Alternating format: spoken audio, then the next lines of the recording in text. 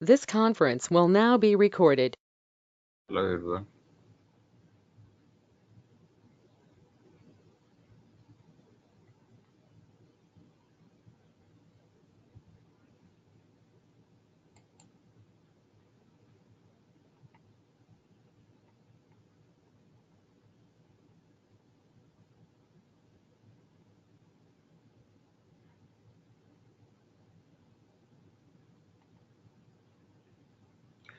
So in last class we have seen the arrays and for loops and while loops and examples based on them. So we'll continue. Let me open Eclipse.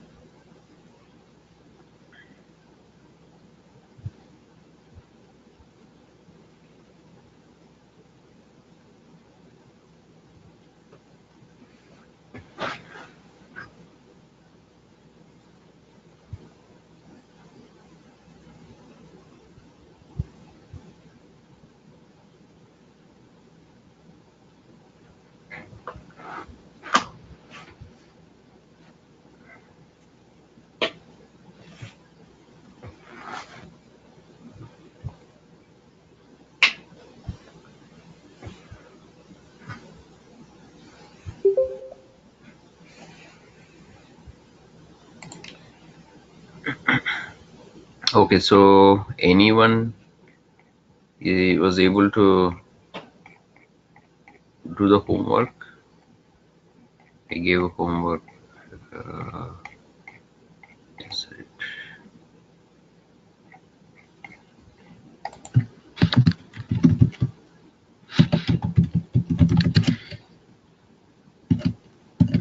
this one.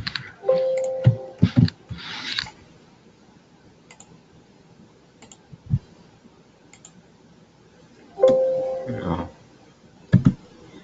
I guess it's homework. Space.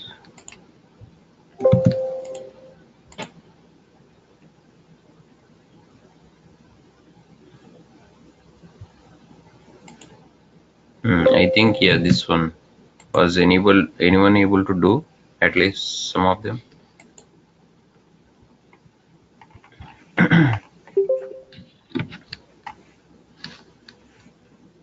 Okay, no issue. We'll see the same today. So far we have seen some OOPS concepts such as like abstract classes and objects. Definitely we have seen like everything is classes in Java, right? Uh, and we have seen polymorphism in terms of overloading, like how to overload a function, and we will see. I will tell you one more example on that. And I showed you logic statements and conditional statements and control statements, loops, and different data types. All you have to do is make use of logic and use these concepts and be able to write a program for any tasks. So let's see why it is taking so much time. Space.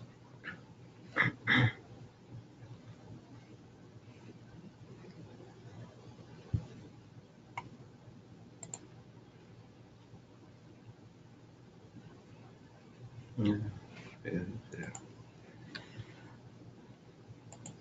Okay, so until it opens, I'll just tell you theory. Okay, so to overloading we have already seen. Today I will show you the overriding. Okay, so the other OOPS concept is inheritance.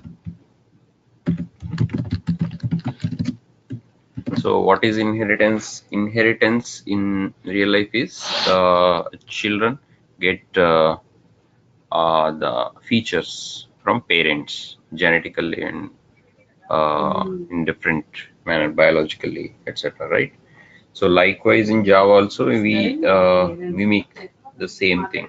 We mimic this kind of life situation, like which is called inheritance. So if I create a parent class, okay, so just imagine that it's a parent class. It could be any, it could be like base class or named anything in any project. So bottom line is it has some base features. The important features will be defined in the variables and methods, okay, which can be useful later on. So I would create a parent class and declare some methods, define them, and declare some variables, assign them some values, okay. And then I want these features to be inherited to child classes, okay. So in that case, what I would do is I would simply create a child class and extend the parent class. So my child class extends parent class. Then whatever features the parent class has been with, okay, all those features will be inherited by the child class. Okay, let's try to define them. So this you can say in any your own terms in interview or whatever. So for standard definition, you can also refer to Java complete reference book. Okay. So let's define it like this. It's our own definition. All the features. Okay, features in the sense variables, methods defined in a parent class can be inherited by child classes, okay, which basically extend parent class. Okay, so the example is like this. So in the parent class, okay, so this is not the parent class. Parent class is like this. Okay, this is another example.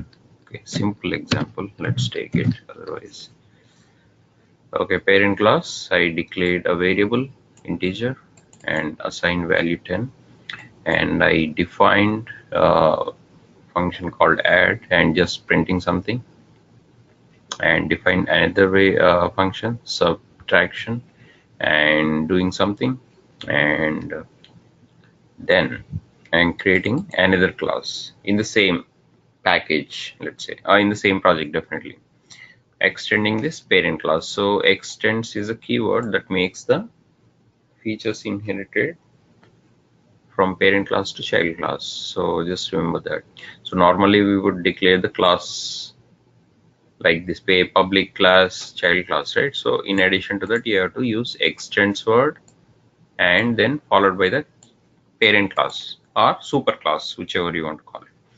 Okay, then in the child class also I can define some methods. Okay, so let's say it's multiplication, and I'm also defining division. Okay, the reason I'm not doing any multiplication division is because it's already done in reusability concept, right? So just to avoid the distraction, okay, we'll just print something. Okay, instead of focusing on functionality, we will focus on the concept. So now if I want to, okay, if I want to redefine the add method, okay, so I have already defined the method add. So that's like I'm just system out dot printing ln and parent class add. So this is what it will be printed to the console in the parent class. And in the child class, I am redefining the same method. That means that I am using the same name. I am not changing its name. Okay, that would not be overriding. So I am using the same name. Okay, but redefining it. That means I am putting a different body inside it. All right. So I'm also printing something else, and I'm declaring a variable and assigning a value and just printing it true. Okay, so let's say, okay, so the main concept is child method takes precedence over the parents method. That is what is referred to as a overriding. It overrides child method, which is this, overrides the parent method, which is this. Okay, what is overriding? It takes a precedence over that, right? Now it gives a preference to this. So that, in other words, it avoids this. It avoids, I mean, it doesn't matter, and this is what is going to matter. Okay, in simplest terms. Now, okay, so in order to see this in action, we have to call them in the main function, because main function is where all the execution takes place. So let's do some instantiations. So why we are doing instantiation? What is the main purpose of doing instantiation? To access the methods from what? Other classes, right? So in order to use the methods from other classes, you have to instantiate those classes. That means that you have to create an instance or object. So for child class, I am creating object called object obj, and new is the keyword in this case. So it creates a new object every time. So if I say child class object equals new child class, it would create object belonging to child class. If I create child class obj1 equals new child class, it would create a new object for the child class. That means another object, another instance. So like that is a main purpose. That's the reason why we use the keyword new. And I would also create a parent class object, which is called object2. Okay, now the child class object accesses all the methods. Okay, why? Because child class can access child class methods, obviously, and it is also extending parent class, so it can also access parent class methods. So it's the best of both worlds. So child class method, child class object obj can access all the methods, parent and child. Okay, parent and child. Okay, now what about the parent object? Parent object obj2 accesses only child class. But you see the difference here. Parent class obj2 is equal to new parent class would access parent class objects. Okay, that is defined later. Okay, parent class obj2 equals new child class. Okay, see the difference. It's not like this child class x is equal to new child class. It's parent class obj2 equals new child class. So this kind of instantiation will make that particular object access only child class objects. Okay, okay, don't worry about this selenium example. So example like given selenium class also. Okay, so let's do a different way of this, which is not allowed. Okay, that's why I commented it. Child class obj3 equals new parent class. Okay, so I cannot do this. This is illegal, as child class cannot hold parent class. It's the other way around. Parents hold children. Children do not hold parents, right? So same way, child class cannot hold parent. So you cannot say this child class object equals new parent class. So that would be legal. So if I do this, it would throw error right away. So that's the reason. I just wanted to show how it would throw error. So I just wrote it. So what I commented. We will see the same example in Eclipse also once I finish theory part. And one more possibility is parent class obj is equal to new parent class. Obviously, the one I told you, this should have been before, right? Because this is a normal way of instantiation. So what it would do, it would access only parent class methods, obviously. Okay,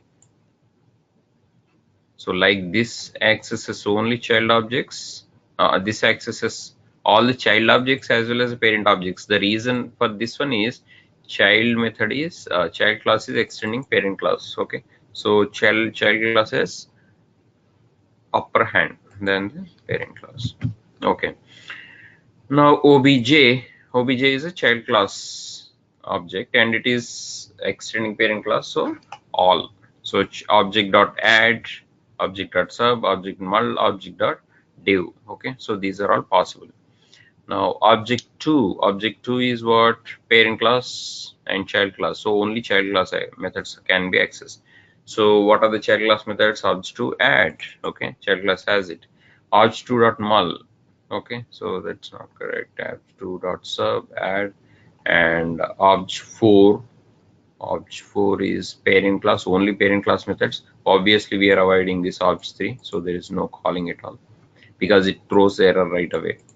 And obj4 only parent class methods. So parent class does not have div, so it would throw error. Parent class has sub and add, so no issue. Okay, and okay, don't worry about this. This is about the, this is just to show you the in advance how we make use of this concept called overriding in Selenium WebDriver. So WebDriver is a, it's actually WebDriver is interface. Don't worry, I'll tell you later. Interface is where all the methods will be just declared and left undefined, and variables as well. So Chrome driver is browser specific, like Chrome, Google take this and implements all these methods in the WebDriver, and that would be all the definitions will be contained in Chrome driver class. So when I call, when I want to operate some objects in and execute them in the Chrome browser, okay, I have to use this driver instance. So this is similar to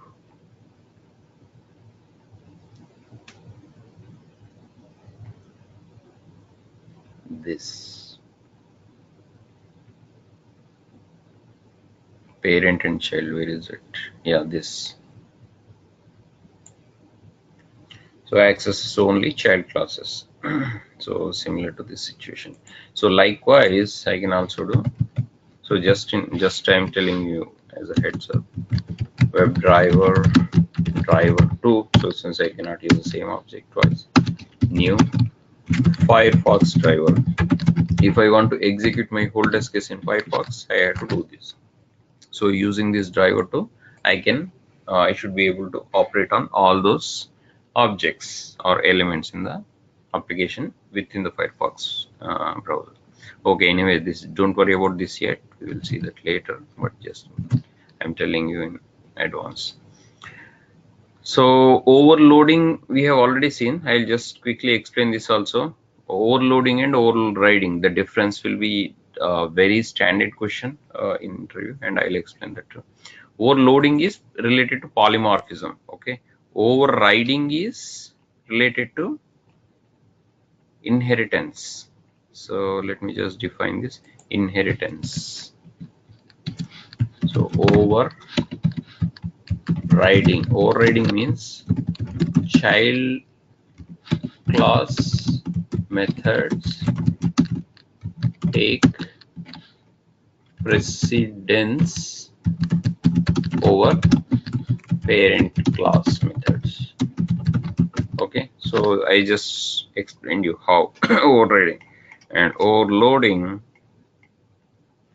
is different concepts altogether, so do not get confused. So normally people get confused in interview questions or in reality. So in polymorphism means it's many forms of occurrence of same method. So creating many forms of the same method by changing its signature is called overloading. Okay, so in the beginning, polymorphism means, poly means many, morphism means states of occurring. Okay, that's what it means, right?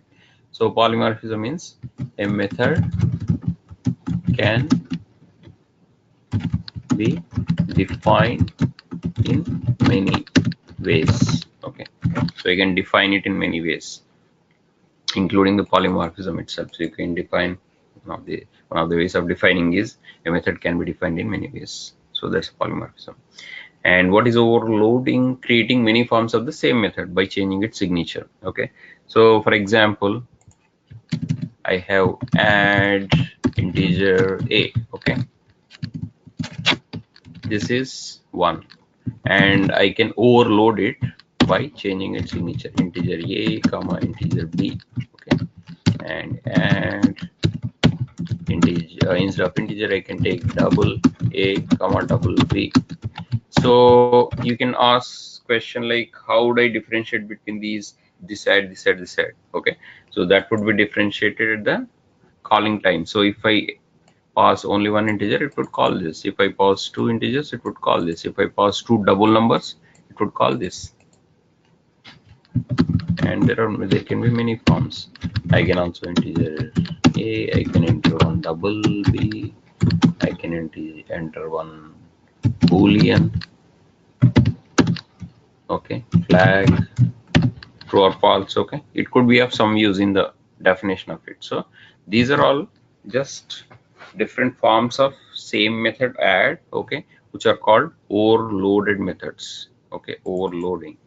So the difference between overloading and overriding is, you have to explain like this. Overloading is related to polymorphism, where a method can be defined in many ways by changing its signature. That's a overloading. And whereas overriding is pertaining to inheritance concept, whereas the child object, child class uh, methods can take precedence over the parent class methods. That is overriding. So just remember that. And little bit different concept, static and non-static methods. We will see this too. And static methods are normally have the static keyword in their declaration. And same thing applies to the variables also. Static, if you mention static, that means they are static, and there are some rule. And non-static, obviously by default all the methods and variables are non-static. Okay, and if I don't mention anything, those are non-static. Obviously, if I mention static keyword like public static void main, that's a static method.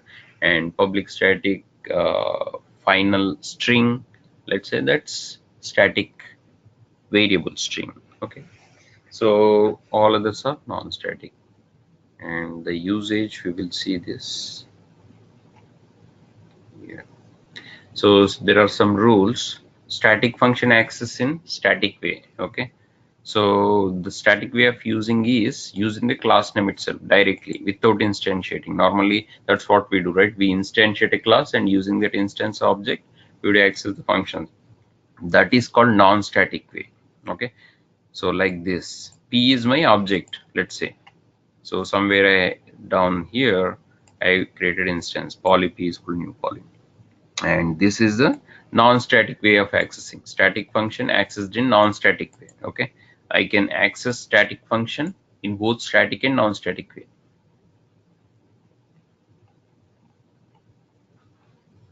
Okay, so this is my static function and it is static.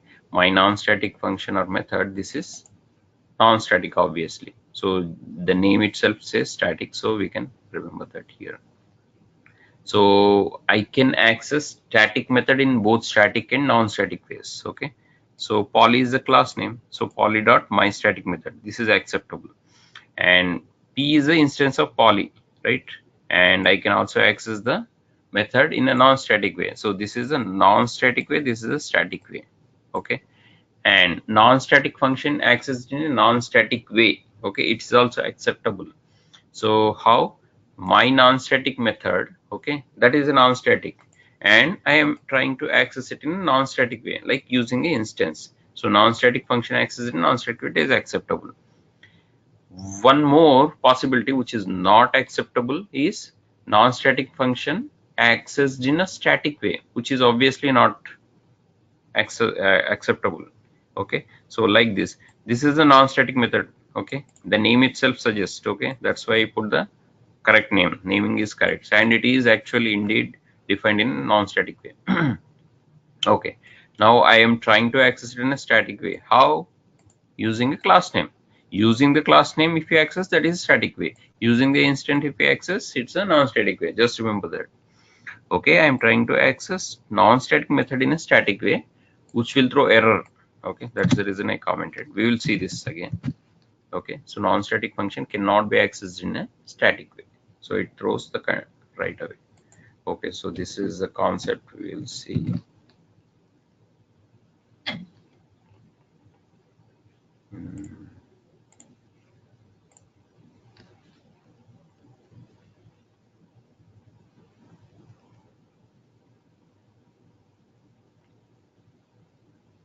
Any questions so far in overloading, overriding, and static and non-static? Okay, so the theory part is over. I'll tell you this practical part. So meanwhile, any questions? Yes, you should have some questions. Okay, so now I'll ask you, one of you, define overloading. Anyone? I'm just restarting Eclipse, so meanwhile I'm asking question. Define overloading. I have a question. Okay, go on. Could you explain static and non-static again? Just a little bit. Sure. Okay, I just explained that. Okay, I'm happy to Yes, explain just it one again more time. one more time. Okay, that's a good question. Okay, so let me restart Eclipse and okay. Okay. Okay, static and non-static.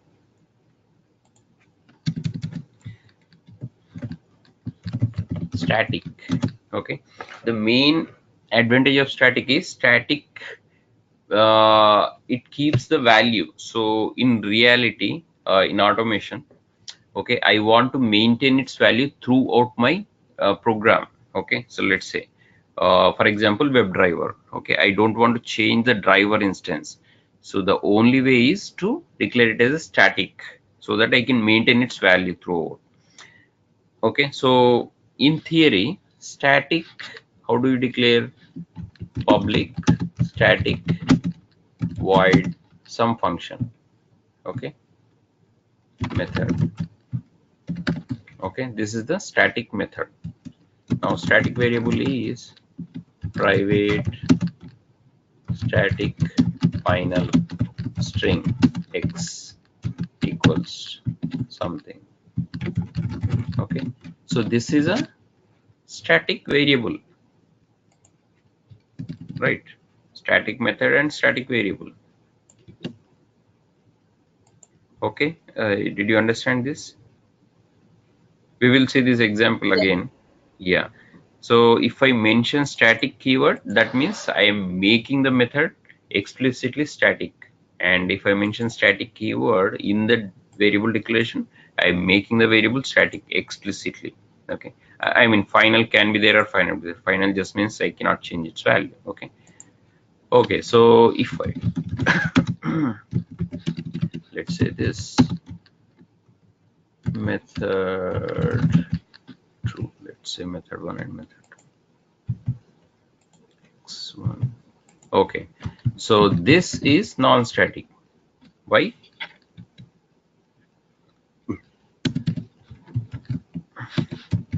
Why it is non-static? Hello, why it is non-static? Um,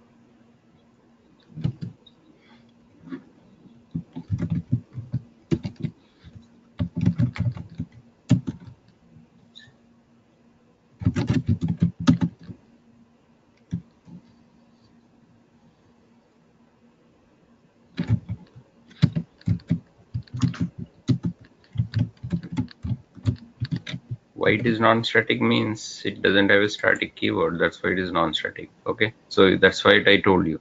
If I mention static keyword, that is static. Okay, I'll also write it down. You're forgetting. Do not forget. Okay, static keyword. Okay, itself is mentioned physically it is mentioned, so that's why I'm making it explicitly static, right? If static keyword is simply not mentioned, not, right, that's why it is non-static. Simple. That's how I would recognize static and non-static method and would be able to differentiate between those two. Okay, so because the keyword is not there, okay, that's non-static. Because the keyword is there, it's static. Simple. Now how we can access them? Okay, let's say these are in the class, let's say my static class, let's say that's a class they belong to. All right, and these belong to, let's say, my non-static class. Just to easily recognize, I'm putting the names appropriately. Okay, it doesn't have to be same. Okay, now let's see how we can access static in non-static way and static way. So there are two ways of accessing methods and variables. Okay, two ways of accessing variables and methods. What are those? Yes, anyone? Static way and non-static way. There are only. Why you're not responding? Are you confused or are you not able to understand? You have to tell me. Okay, static way we'll see. Okay. Okay, so let's say for non-static way, I definitely have to create an instance. I'll create an instance for two of them. My static class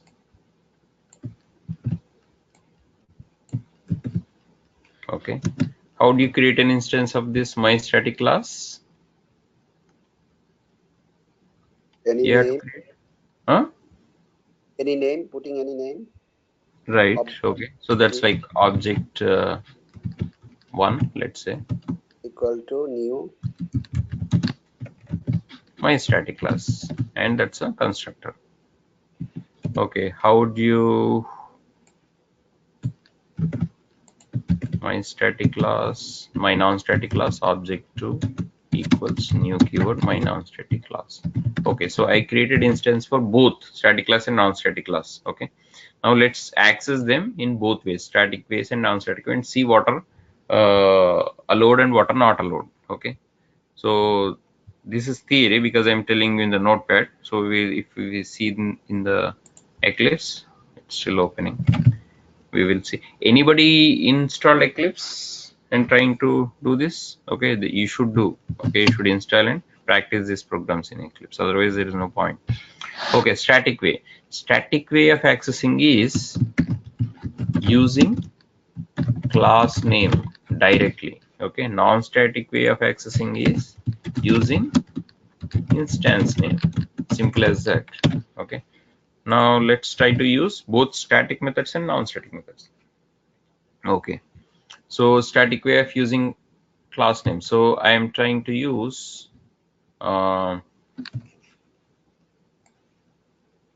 static class. All right.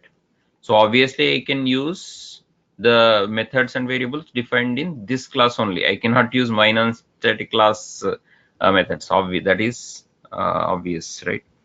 Okay. So what are the methods and variables? Method1 and x1. So let's just use method1. Okay, this is acceptable. Okay, this is okay. Okay, no error, no issue. Okay, static way, and this is called static way. And non-static way using object2. So object2 dot method 2. Okay, is this okay? Yes, it's okay. I am accessing a non-static method in a non-static way. This is a non-static method in a non-static way. I'll just write it down. Non-static method accessed in non-static way, okay, which is okay. That's exactly what I did. What I did here is, yes, tell me, static method accessed in static way, right? That is also acceptable. Static method 1 is a static method, right? Why it is static method? Because I mentioned the keyword static, right? And I am accessing it in a static way. That means using the class name, right? That's exactly I mentioned here. Using class name I am accessing, which is okay. Static methods accessed in a static way is fine. Okay, no issue. You can access. Okay. Now let's do little bit differently. Static method I am trying to access in non-static way. Let's see if it is accessible or not. Okay. So what is a static methods object? Object 1 dot method 1. Okay. Is this okay or not? Tell me. Method 1 is, what is a method 1? Method 1 is static, right? Now I am trying to access using an instance which is a non-static way. So is it okay? Or is it going to throw an error?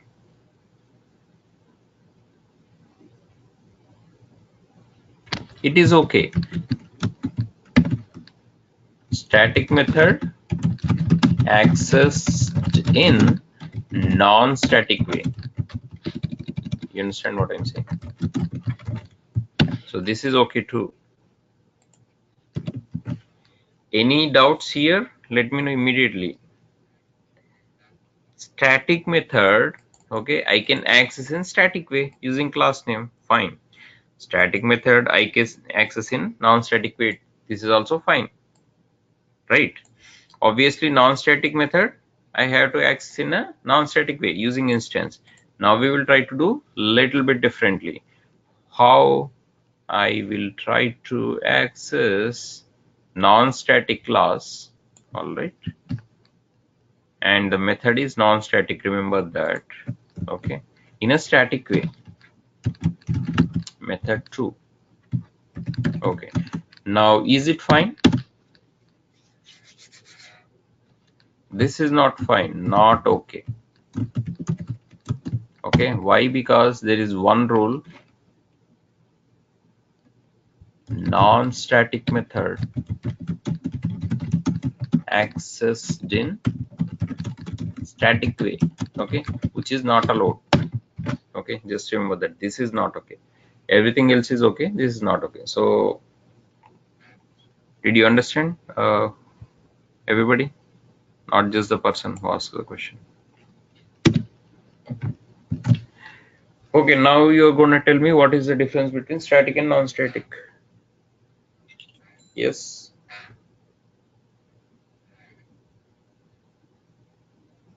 what is the difference between static and non-static?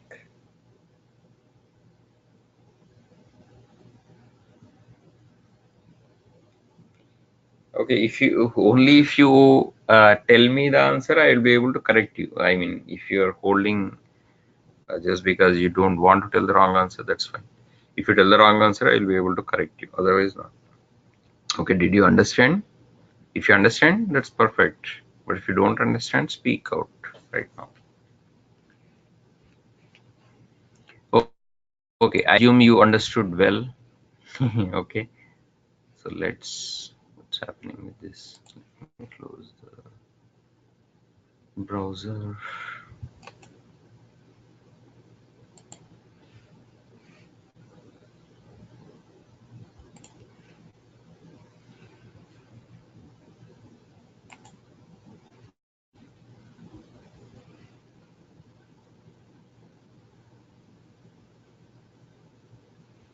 Which is taking long, 100% CPU. Windows modules installer. God, 100% is used.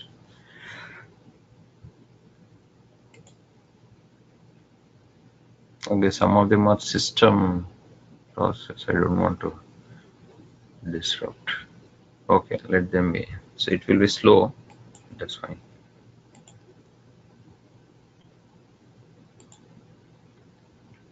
Okay, so we will.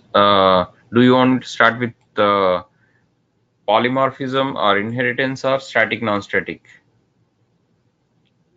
Hello. Do you want me to tell you overloading overriding first or static non-static? Static, non-static. Ah, okay. Okay. At least you have to tell me. Otherwise, how would I know what you are thinking unless you say it? Okay. So, in order to see the practical aspect of static and non-static, we will see in a separate class. So, I will create a class. I'm just seeing if there is already class I created, or should I create a new class? Overloading overriding already is there. Static non-static. Okay, so in that case, since it doesn't have to be reusable, I'm just creating it directly.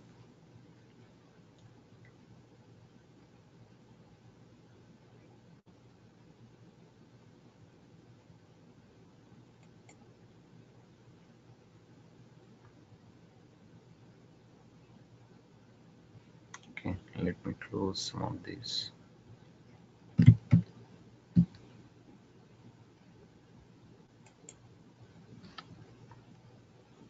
New class.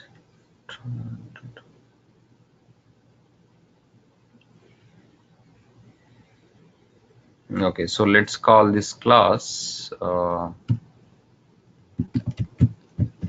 static and non-static test, or you can say example also, doesn't have to be. So I'm just putting a suffix test so that everybody knows it's a test. If I do not put anything, you should understand it's a library. Okay, so just for differentiating between both of them. Okay, so I'm checking this checkbox public static void main so that I can execute something. So otherwise you cannot have executable statements if I don't have main function. So finish it.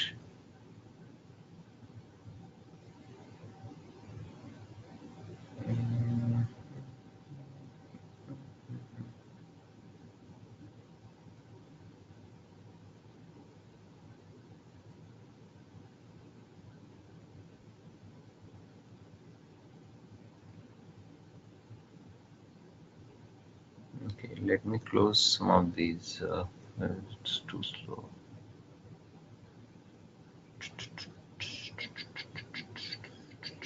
So class is created. Opening. Okay, so if I want to close the existing tabs, like if you have more tabs, obviously it's gonna slow down. So I can close all of this and just have one tab at a time. Okay. Now Are you playing video at the same time you open Eclipse? video. What kind of video? No, but the thing is, like, if you are in a GoToMeetings on your phone, on your This, laptop, and the Eclipse, that's might gonna having a problem because they oh, both cannot run together.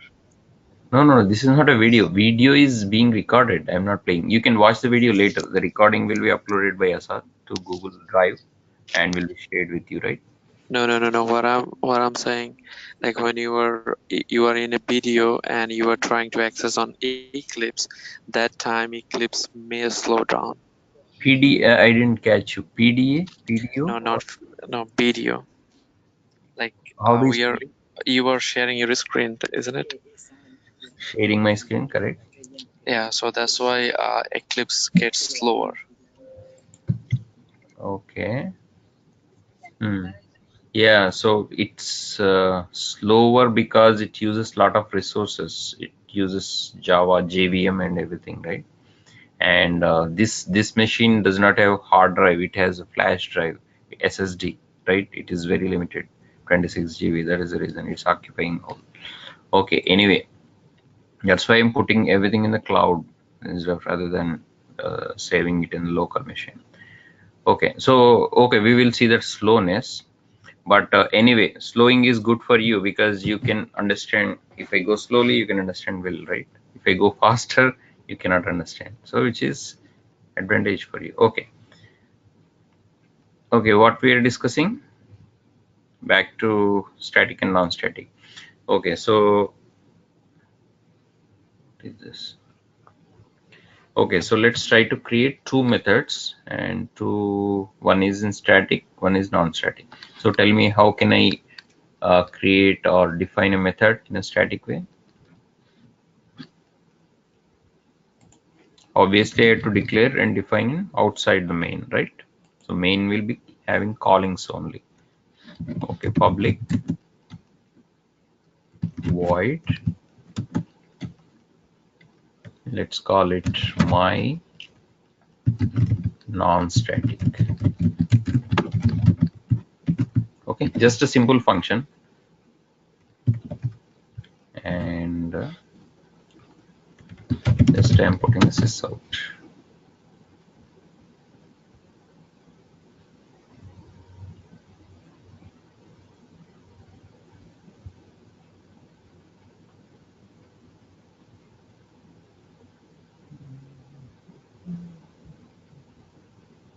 So first time it will take some time.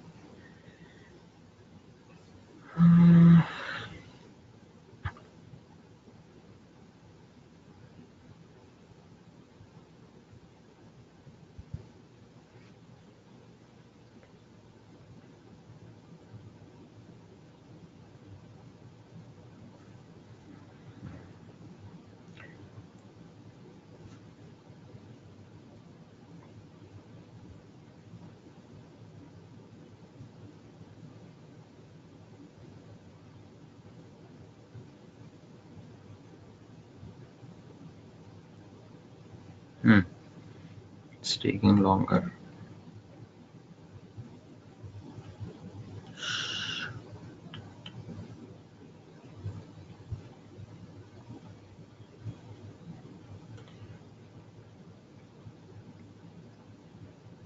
Okay, finally. Okay, so I just print this whatever function it is. Okay. Okay, so likewise we'll create one more static method. How do I create static method?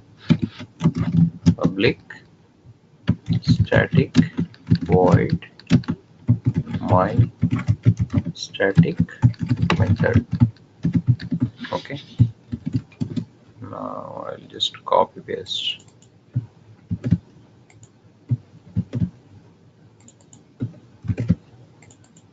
Okay, so that would be my static method. You can create variables also, but I don't want to complicate it. Auto ignore, always run in the background, buddy.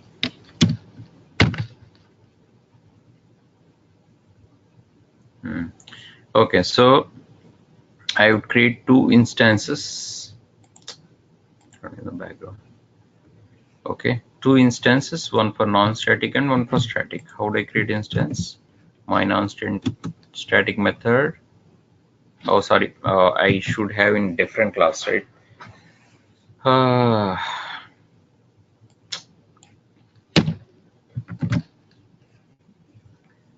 Should have taken different class. Static and non-static test I have taken in single. Okay, no worries. So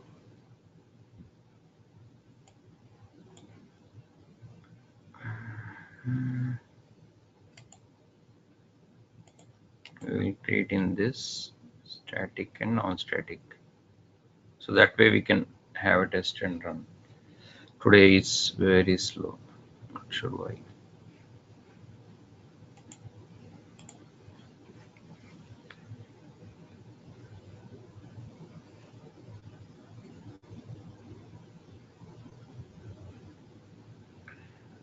Say GoToMeeting is using 30%. Eclipse using okay, not right. Why GoToMeeting is using 33%? Windows module install.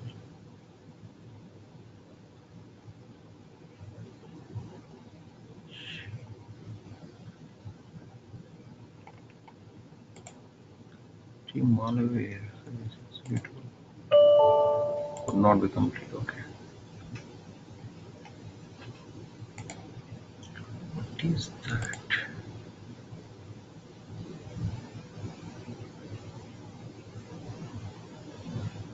Modules installer.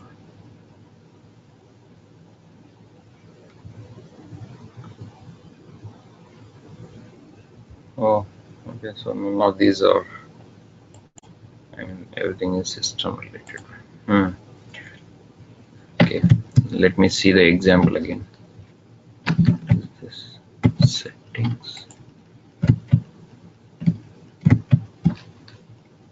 Okay, so in order to demonstrate this, we would need two classes, my static class and my non-static class, obviously. So let's create that. Static and non-static, I try to take same thing. I can still demonstrate the example, but let's take different classes. Come on.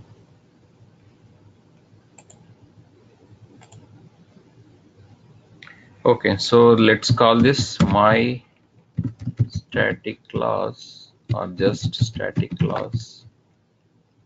Okay, I cannot use the word static, so I have to change it. Static class. Okay, so it's just I don't want to execute it by itself, so just create it.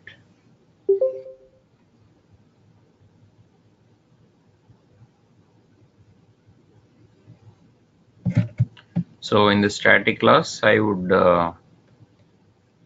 do this my static class final void main static void. So I would take this and put it there instead. We will just call these, right? Correct.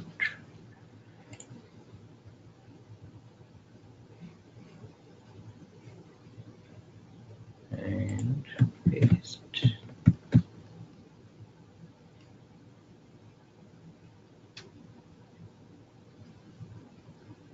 Okay.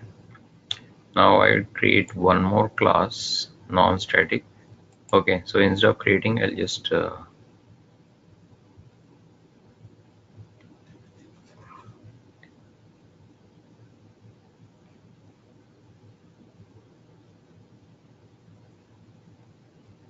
copy and paste it, and we can change the name.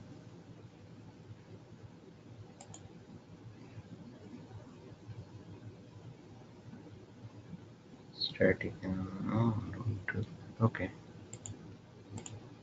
So before copy paste, it asks you if you want to save.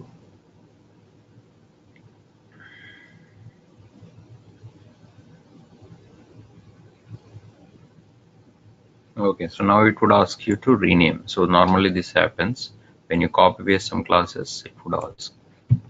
So let's call it non-static class. And number 2 is not required. Okay, so non-static is also created, right? Non-static class. Now I would simply place this method over there. So I can just call them over here. So the callings belonging to the test.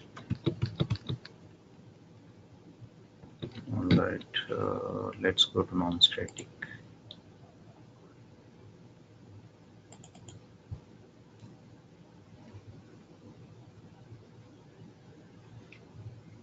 Okay, so same thing, but I would create a non-static method. How do you create a non-static method? Just by not mentioning static, automatically makes it non-static. Okay, perfect. So let's come to the test now, right? So in the test, I would create two instances. Static class instance is called, let's say, SC equals new static class. Okay, I just created instance of static class, right? Just import this so that the error will be gone.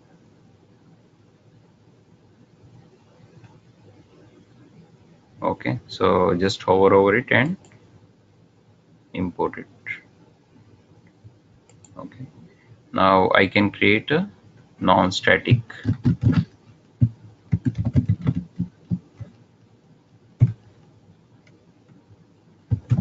class, let's call it NSC, okay, object name, appropriate name, new non-static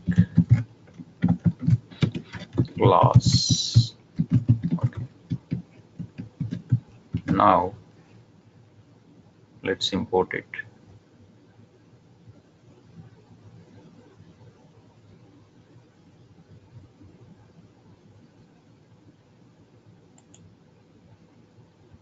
And save it. Okay, now we will see all the 4 types. What are the 4 types? Static method accessed in static way and non-static way, and non-static method accessed in static way and non-static way, and see which are possible. Okay, and thereby we can set the rules. So first I will try to access static method access in a static way. Okay, how would I do that? Static way means using class name. Okay, so what is the static class and what is the static method and how we can access them? Anybody? I've already explained in theoretically, right? So now let's access. So static. For static, we can call the class name. Right. What is the class name? Static class. And what is the method name? Dot. In order to access it, you use dot. See, automatically it's accessible. This itself tells me that I can access the static method in a static way. Static class has my static method, right? So directly I am accessing it. So this is acceptable. Did you understand this? Static method, my static method is accessed in a static way using the class name. Simple. Now let's do the same but different way. So I am trying to access static method in a non-static way. Is it allowed? What is non-static way? Using instance name, isn't it? What is the instance? Instance is object that we have just created. Okay, so now tell me how I can access the same thing differently in a non-static way. By calling the instance. Yeah, you have to be specific. You don't tell me generally. I'm asking you questions specifically, so you have to answer. SC dot. Dot. Or nothing. So if it is accessible, you should be able to come down here.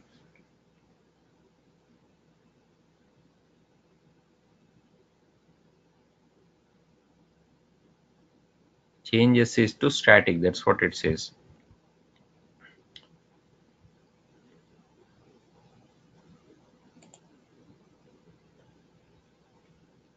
Okay. Now let's try to do this directly in the main. Otherwise, it wouldn't let us, because this is the class where I am trying to access, right? So now static keyword is not required. Okay. So just shifted the same instantiations to main class. Okay. Now let's do it again. SC dot. As soon as I put dot, it should be able to show. Now the reason why it is showing is because it's allowed. See. Now how can I tell this is static or non-static? You see the symbol. This represents method. The green circle, the solid green circle. Now there is a symbol S, right? You can see that makes it static. If it is a static method, then you can easily figure it out from here. It's a static method. Okay, so this is a complete signature. You can say everything about the method. Name is my static method, which is a static, obviously. Yes, you can see, and its return type is void, and it belongs to the static class. Okay, the whole information is there. Okay, now let's use it. Call it my static method. Now I'm trying to call this in a non-static way. Okay, now is it allowed? Is there any issue, or is it fine? Is it okay? Tell me. This is okay. I'll write okay so that now is this okay or not okay?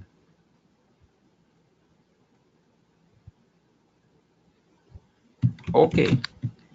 Okay. Now the reason why you're seeing this yellow line is because I'm trying to access a static method in non-static way. So Java is trying to tell me, hey, you don't have to do this. You could have accessed static method in static way. Okay. But it's not an issue. It's not an error. It's just a warning. Okay. So just hover over it. It will tell you. The static method, myStatic method from the type static class should be accessed in a static way. That is the ideal way. If there is any method static, okay, always try to access them in static way because this is static method, right? So why are you creating instance and accessing it via instance? So that's what is complaining. If you actually make method static, try to access using the class name in a static way. Otherwise, don't make it static. Okay, there is no point, right? That's exactly what it is complaining. But theoretically, it is allowed. You could. Okay, so that's why it is okay. But this is the ideal way. Ideally, you have to do this. Ideal way. And this is non-ideal way, but it's a warning. Do not get confused. I am putting comments for convenience, readability. It's not for confusing. Okay, so you should read it and understand. Okay, now let's go to the non-static methods and try to access in both static way and non-static way. All right. So second is non-static method.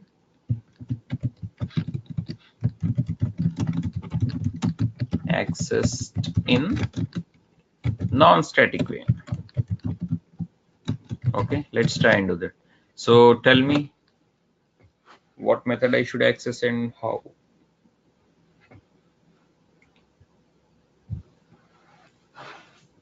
The instance nsc dot.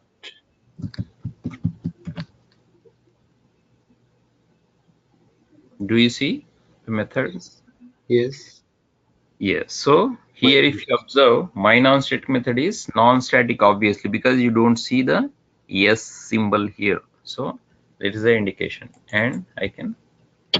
And this is a ideal way or non-ideal way. Non-static method accessed in non-static way. Is it Ideal. okay? Yes, ideal way, because that's how you access non-static methods. Ideal way. Okay, now let's try the last and final way of accessing these, which is non-static method accessed in a static way. Right. Now let's find out if it is okay or not okay. We will easily find out. Okay, now some other person will tell me how I can access this and what I can access. Okay, anyone other than who's responding will respond now. Anyone else?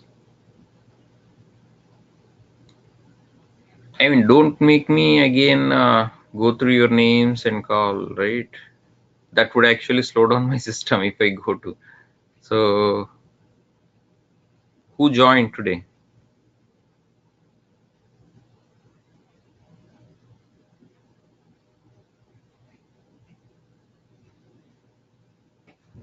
Okay, you don't open your mouse until I see your names, right? Farhana. Okay. Why didn't you do that before? If I go to other application, it will slow down. You have to like wait for 1 hour. Yeah. Okay. Go ahead.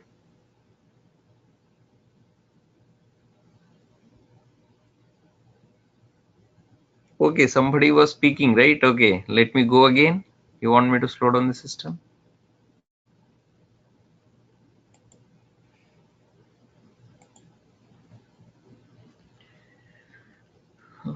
Okay.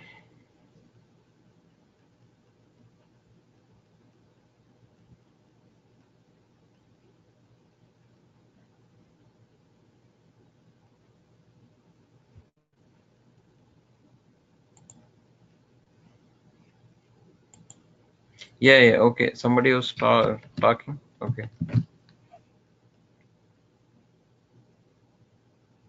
How do I access non-static method in static way? Or is it allowed at all?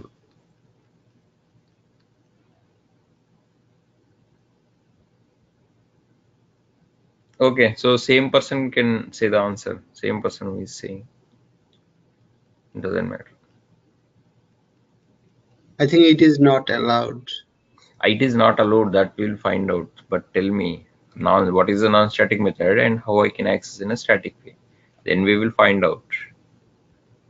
By Right? calling the class name. Okay, say it like in specific. Non-static class. Non-static class, which is, what is its name? Non-static class itself, sorry. Okay. Yes. Name itself non-static, right? Okay, good. I just copied it, and non-static class dot. Dot. Yes. What happened? Do you see the method in it?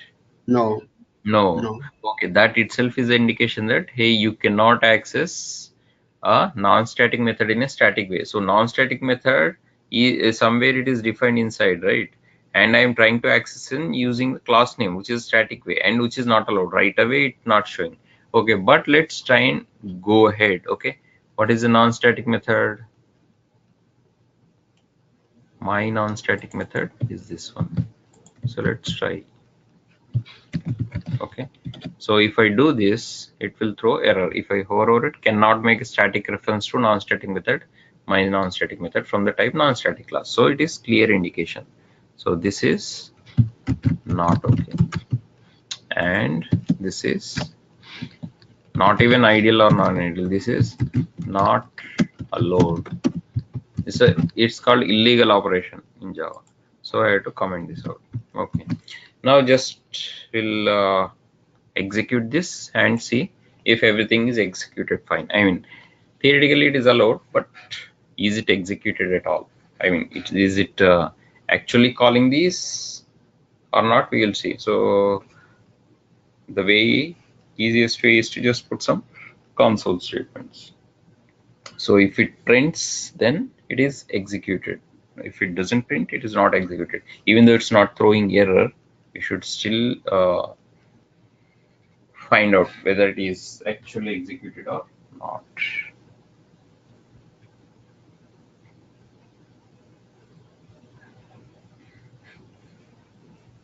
Okay, did we execute it?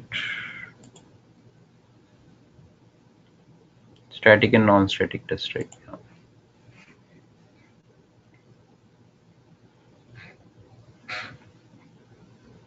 Oh, here, okay. Launching static and non-static, 92%.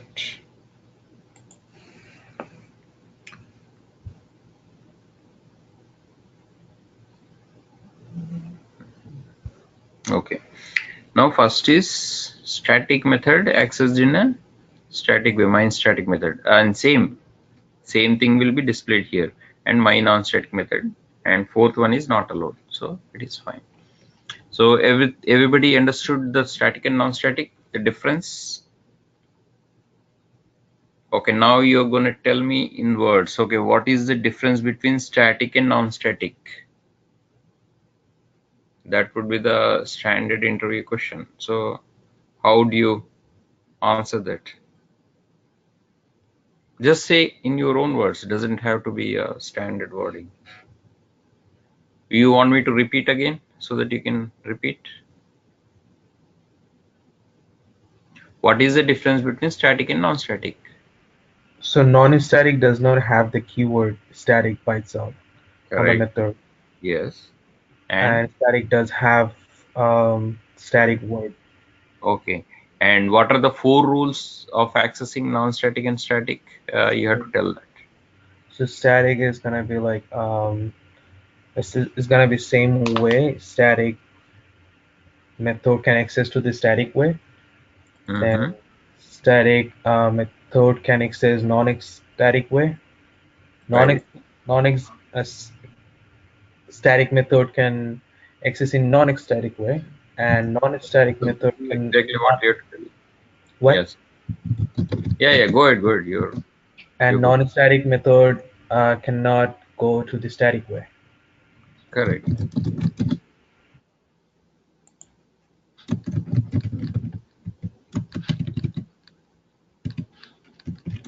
Okay, these are the exact wording you have to say. Yeah.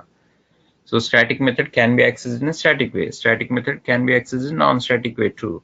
Non-static method can be accessed in non-static way, but non-static methods cannot be accessed in a static way. So these are the 4 rules. So that is the difference between static and non-static. So I'll just copy this to our notes.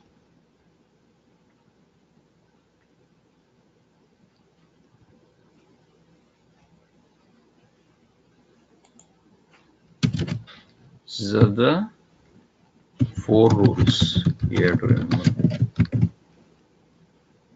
Okay, I'll just oh, you want me to keep these too?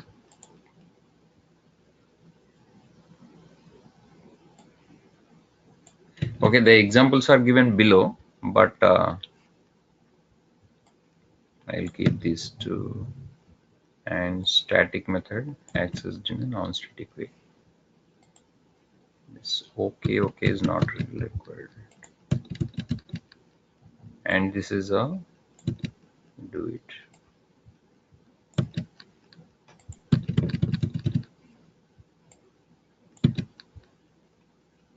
And finally, non-static method cannot be accessed in a static way. That is a negative way of using. Okay, so let's go to the polymorphism test and see the example of polymorphism test. Theoretically, you already know what is polymorphism. A function can occur in many forms, right? Now, okay, so there are some functions I define called add, okay, just the way I explained before. Okay, I have passed a different signature. What is a signature? Signature of method is its arguments type and list and number and its return type. Okay, that's called signature. Okay, this particular method add is taking 2 integers and returning 1 integer, right? And okay, so this is kind of definition. Okay, yeah, I'm just adding them and printing them and returning the sum. Okay, now call the 2 arguments. Now the same method, I am not changing the method name, but adding one more variable of type integer. So this has 3 integers as arguments. So all I'm doing is just adding all of them, a plus b plus c and d, and not returning anything, just printing. So it's void. Okay, so that means I changed the signature, right? Now one more is static. Okay, I also incorporated static. So good thing is I already explained before, otherwise you would be confused. So add, and I change the signature double, and I'm accepting double and integer as arguments, right? And I am returning an integer, which is a sum. A plus b is c. Okay, but I am returning something that's b. Okay, let's return c only. Why we are returning b? Okay, now I am also making it static. Why return type c is not allowed? Add cast to integer. Why? Because I am returning integer, and here this is a double, right? When you add double with integer, you will get a double. Double is the upper type, and double has fractional part also. So if I add like 2.1 plus 2, it will be 4.1, which is a double. So I have to return double. That's what it's complaining. So one way is you can have double as return type, okay, which is no problem. Okay, then it will be fine. But just to explain you one more concept, typecasting, that means changing the data type, casting the data type. So here it is saying cast to integer. So that means, hey, integer return type is integer, so you're trying to return double. Now if you want to do that, you just cast it to integer. So if I cast it, it will just add integer. So the C is double, right?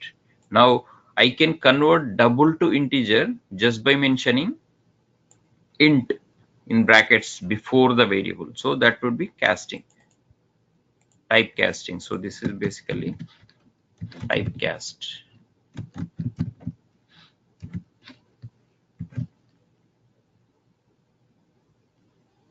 Okay. So going forward, we'll see a lot of these. Like I can convert from string to integer, integer to string, and object to string. So blah blah blah. Okay. So we'll be able to do other. I think typecast is one word. Just okay. Now, okay, the concept we are explaining is polymorphism, which is basically overloading concept. Okay.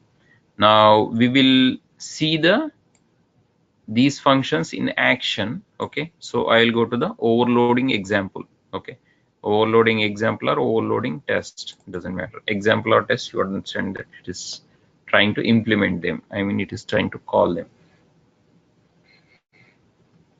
So okay, here I am using different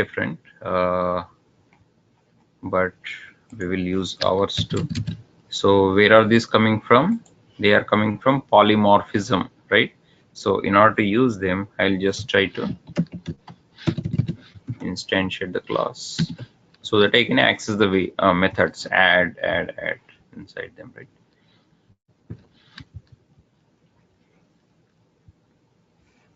Okay, it is going to print polymorph. Just type it partly and press Control space, will automatically. Okay, are those static? I think one of those is static, right? Yeah, one of those static. So let's access one of these in static way itself. Okay. Now it is asking me to enter double. So I'll enter 1.2 and one integer, which is 2. Okay. Now I accessed 1. Now let's access the other non-static methods. So obviously, you know, the non-static methods cannot be accessed in a static way. So I have to create an instance. Okay. Polymorphism E equals new polymorphism. That's a class name. Okay, you see. Okay. Now let's try to access p dot. Okay. First one is taking integer. So I'll try to call it and pass 1, 2. Okay. Okay, now I'll tell you one more way of accessing non-static. You don't have to instantiate like this every time. I told you new keyword automatically creates an object at runtime, right? So this is another way of accessing non-static way. New polymorphism, new class name. So basically I'm trying to access here the constructor. So I'll tell you what constructor is. I think I already explained you.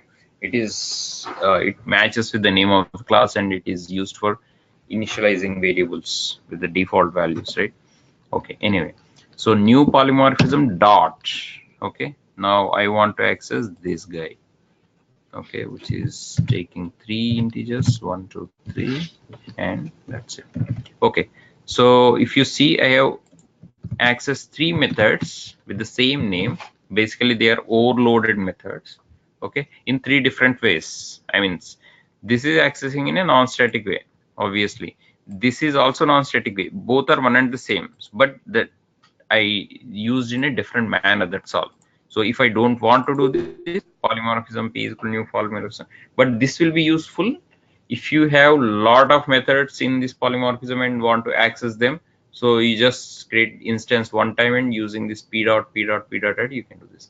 But hey, I only have 1 or 2 methods, then you don't want to do this. So you can use this approach, new polymorphism dot add. And obviously I'm accessing this in a static manner because it's a static method. Okay. So all of these are acceptable. That's it. That's the example. So you can access them and runtime we will see if they are actually executed or not. So I created some more examples. So this show and this show both are overloaded. When you see the same name with a different signature, you should understand both have been overloaded. So this is different function which does not take anything, which takes something. Basically it's trying to print, and the different examples. So we are concentrating on this. So let's try and execute overloading.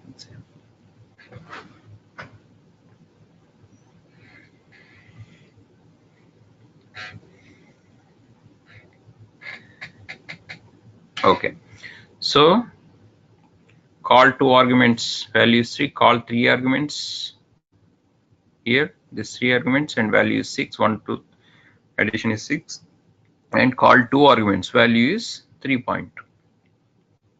Okay, so they are accessed perfectly. So that is overloading. Okay, now you tell me what is the overloading. We'll write the overloading means, yes,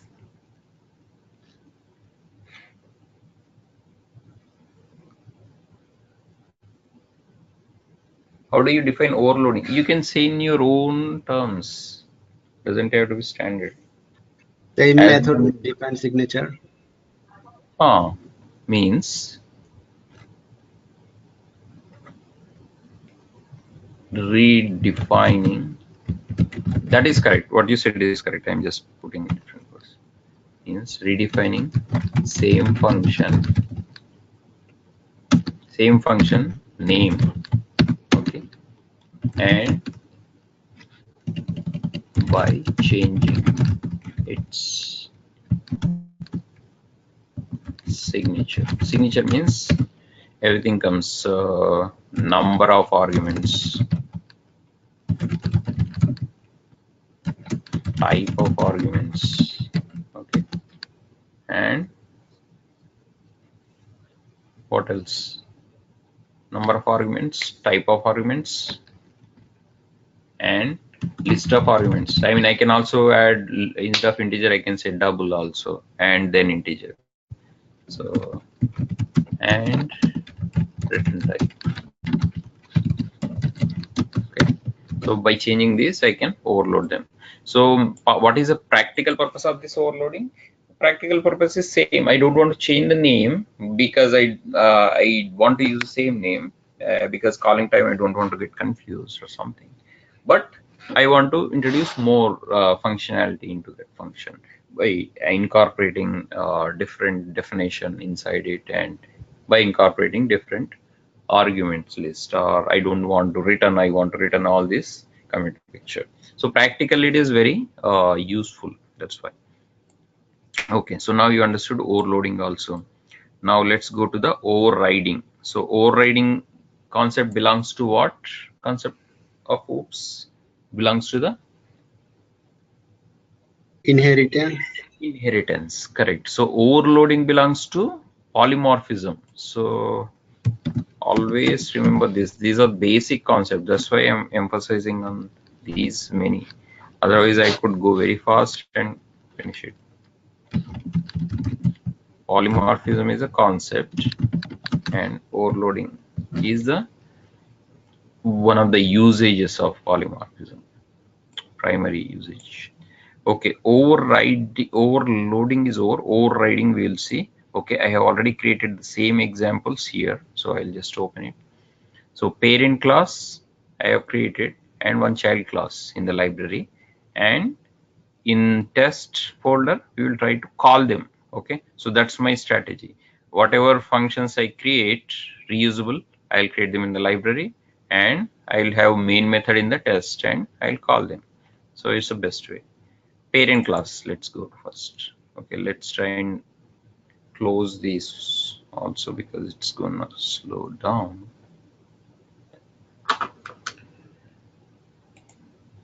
Close.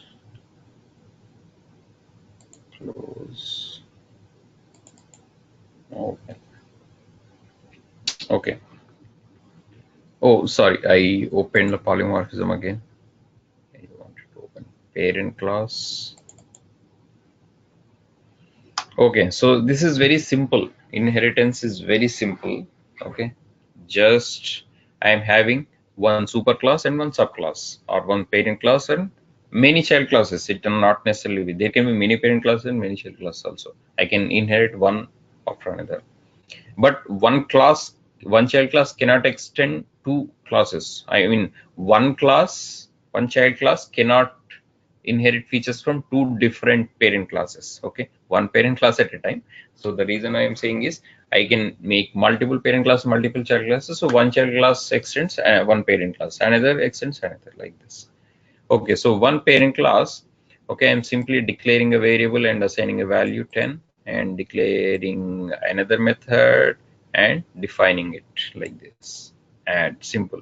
Okay, the reason I'm taking add is just to avoid the confusion. Simple, keeping it simple, so it can be anything. So going forward we'll get more complicated than this. So I am having one add and one subtraction. Simple. Okay, so the reason I am putting system.out.println is we can differentiate in the runtime. Here in the console I can clearly see what it's going to display. Based on that I can explain. So parent class add is accessed. If I call this, it would be very clear. Parent class add is accessed. Now if I call this parent class sub, because these two methods belong to parent class, right? Now simple, don't complicate it. Now we will create a child class also. So child class will have some methods separate and some methods which belong to the parent class. Okay, now how can I inherit a parent class methods and variables? Is by extending it. So that's the keyword. Remember, extends is a keyword. So this is child class, and simply if I don't mention anything, like normally I would declare the class like this, public class, child class. So then obviously I cannot inherit the features from parent class, right? So if I want to inherit the features, methods, variables, without having to redefine, I mean without having to repeat them in the child class, I simply have to use the keyword extends and parent class. Okay, that is a keyword.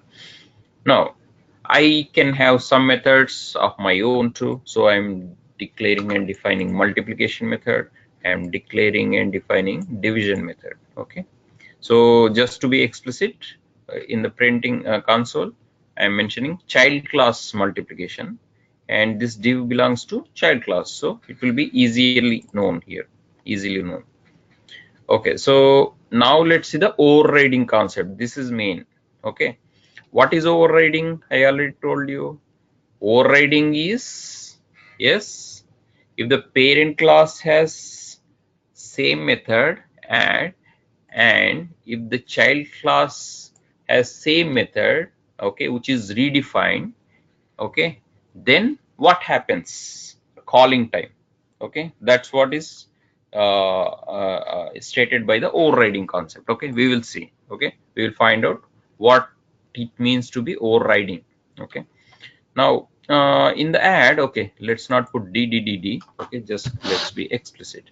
So if it accesses, okay, now I'll put it explicitly, child method overrides parent method. Okay, so that's exactly, if it prints this means it is overriding is working. Okay, so let's put override concept. Okay, now how do we know this? By instantiating and calling them. Okay, oh, I can also do it in the same class. I can create a public static void main and execute them, or I can execute them in a separate class. It's up to you. Inheritance, overriding, demo, I don't know this says.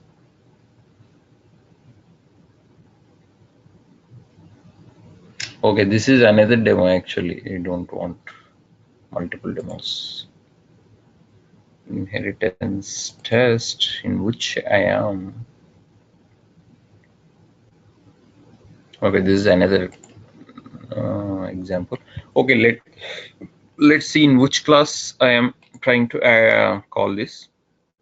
So the easiest way is to see the open call hierarchy, Control Alt H. So I can see in which class I'm calling this. Apart from this, library or child class only. Okay, so in the library child class itself I am accessing this. That is fine. I can also access one of these, but just to keep it short and simple, Okay, so in the main function, let's try. In child class, I am instantiating child class object new is called child class. Okay, I will take you to the here in which I access here. So there are how many types? 4 types. Same thing, same as static, non-static, but different. Okay, so if I instantiate like parent class object is called new parent class, it will access only parent class methods, right? Now if I access like child class object is equal to new child class, it will access parent class methods and child class methods. Why? Because child class is extending parent class, right? Now if I say something like this, parent class equals new child class, it only accesses child class, right? Now if I say child class equal new parent class, it is illegal. Okay, child class cannot hold parent class methods. It would be the other way around. So this fourth one is not allowed. So 4 types, and out of 4 types, 3 types are valid and fourth type is not valid. So let's see that in action here. Okay, so child class object new child class, so it would access all methods, right? Because child class object new child class will obviously access child class methods. Okay, there is no issue. It can also access parent class methods because it is extending parent class. That is the main concept, right? Okay, inheritance means parent child should be in accessing all the parent features. In other words, parent features will be inherited by children. Access all methods. What are those? Child and parent. Okay, now second type, parent class obj2 equals new child class. This is allowed, okay, because parent can hold children. This is what exactly means, parent can hold children. Okay, so when I say something like this, it can only access parent class. Okay, and okay, let's keep this. Okay, third one. And child class equals new parent class obviously is not allowed. Why? Because child cannot hold parent, so this is illegal. Okay, now fourth one is parent class obj4 is equal to new parent class. Obviously this is allowed. Why? Because parent class methods I can access parent class using parent class instance, so access only parent class methods. Okay, now let's see this in action. Obj.add, obj.sub, obj.mul, obj.div. Okay, so exactly obj, this is where the overriding concept is going to be demonstrated. Overriding. Okay, why? Because now when I instantiate something like this, okay, this is mainly important, that's why I'll separate it. Okay, when I create an instance of child class, it will access both child and parent. Okay, now if I look at it, child class has add method and parent class has add method too. Okay, now you might get confused. If I call arch.add, which one it is going to access? The child, this object can access both parent and child methods, right? Now I am calling add by obj. Now both parent class as well as child class has the method called add. Now which one of this is going to be accessed? Is it does it belong to parent class or does it belong to child class? Anyone? What do you This think? belongs to the child class. Child class. And why? Because it's an objects. If we put in like objects 4 or objects 3, that's coming for No. Okay, your first answer is correct, but second answer is not correct. Okay, first answer is it is trying to call or add of which class? parents class, child class. Child class. That is correct. You did it perfectly.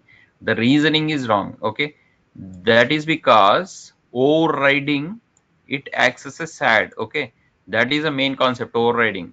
If parent class and child class has the same method as add, okay, listen to this carefully. and when I try to access with the object of child class, okay, it will give preference to the child class method instead of parent class method. So there is no confusion. It will only access child class method add, not the parent class. Okay, so that concept is conceptually it is like this. You can say that. Okay, and that concept's name is called overriding. Okay, now let's see which it is trying to access just by going control and click. Okay, now this will clear it out. It will go to child class or parent class. It will go to child class. Let's see, it didn't go to the parent class.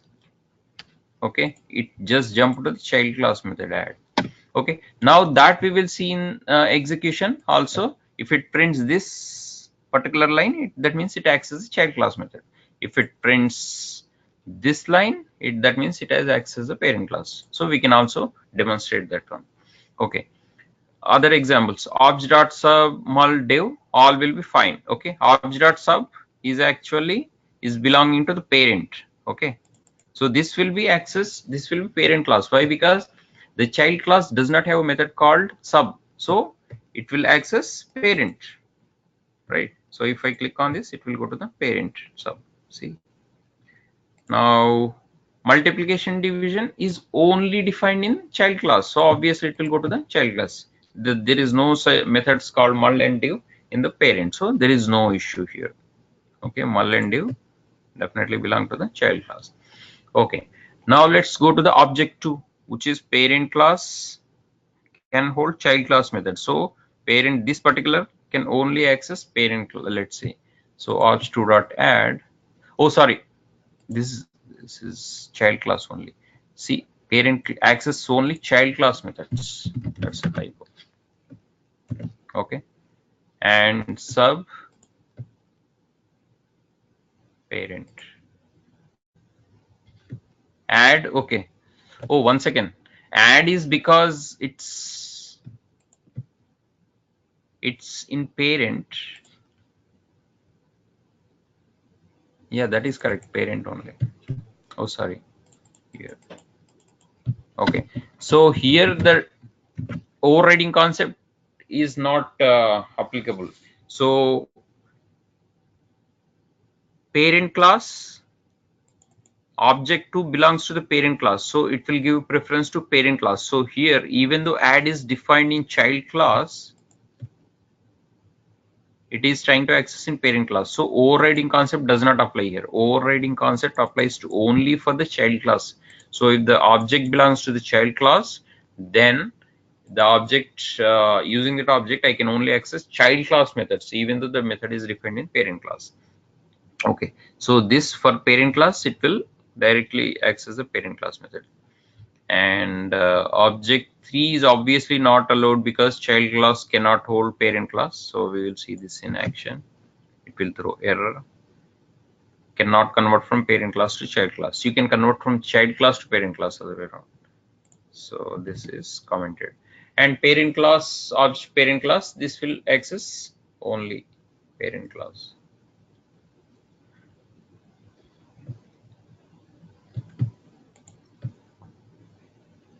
Okay, so just to get going with it, we'll execute it.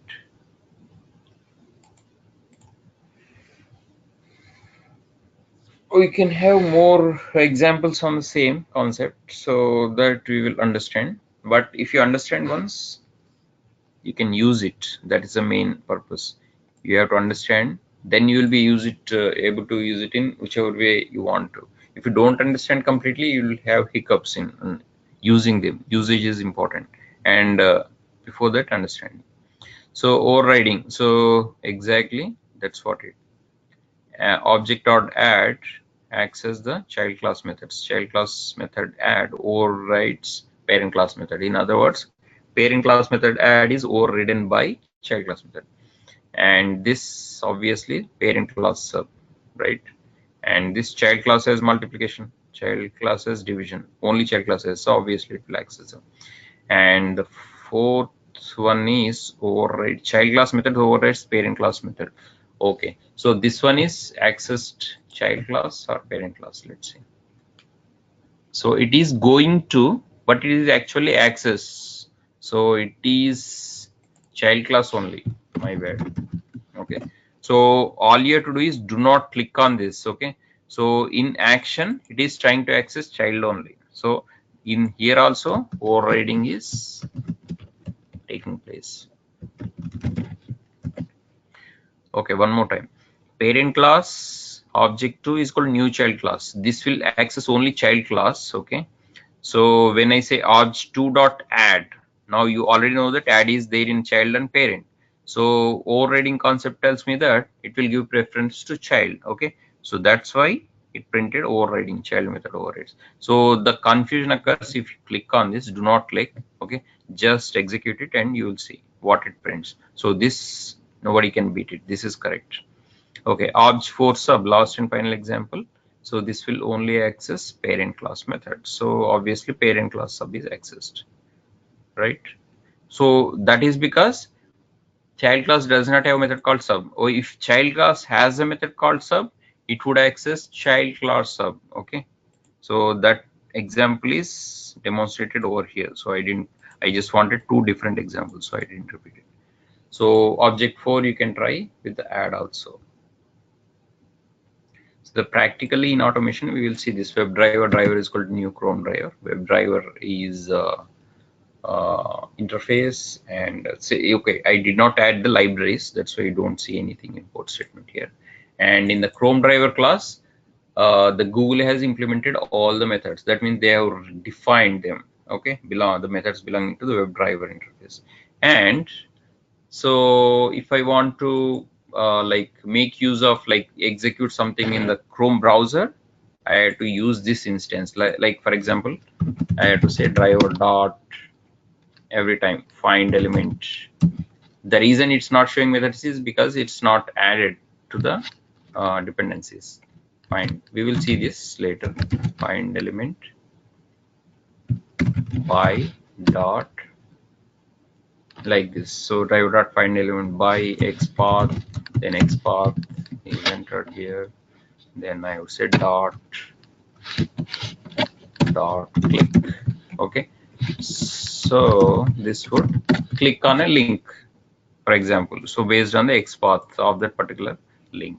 Okay. So don't worry about this yet. So we'll see this later. And just commenting this just for your later understanding. You can come back and see then. Okay, so that is overriding. Okay, now we will define this overriding. Anyone? What is overriding? You understood the concept. Now you have to explain it. How do you explain it? Yes, anyone? Define your own words.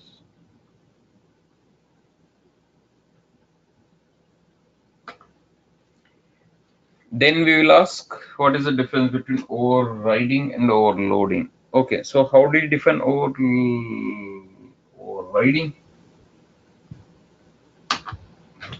Anyone?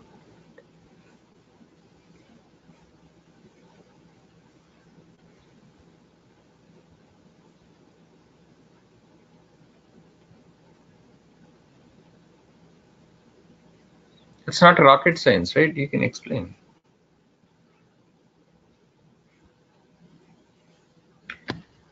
Simple in one sentence you can explain. Child class methods override. I mean take override again. I am repeating. Take precedence over what?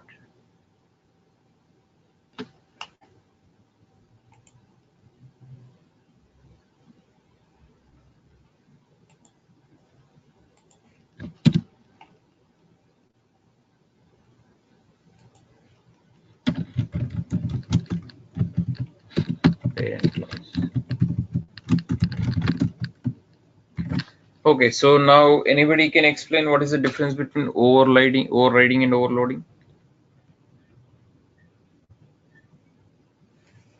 Same thing you repeat.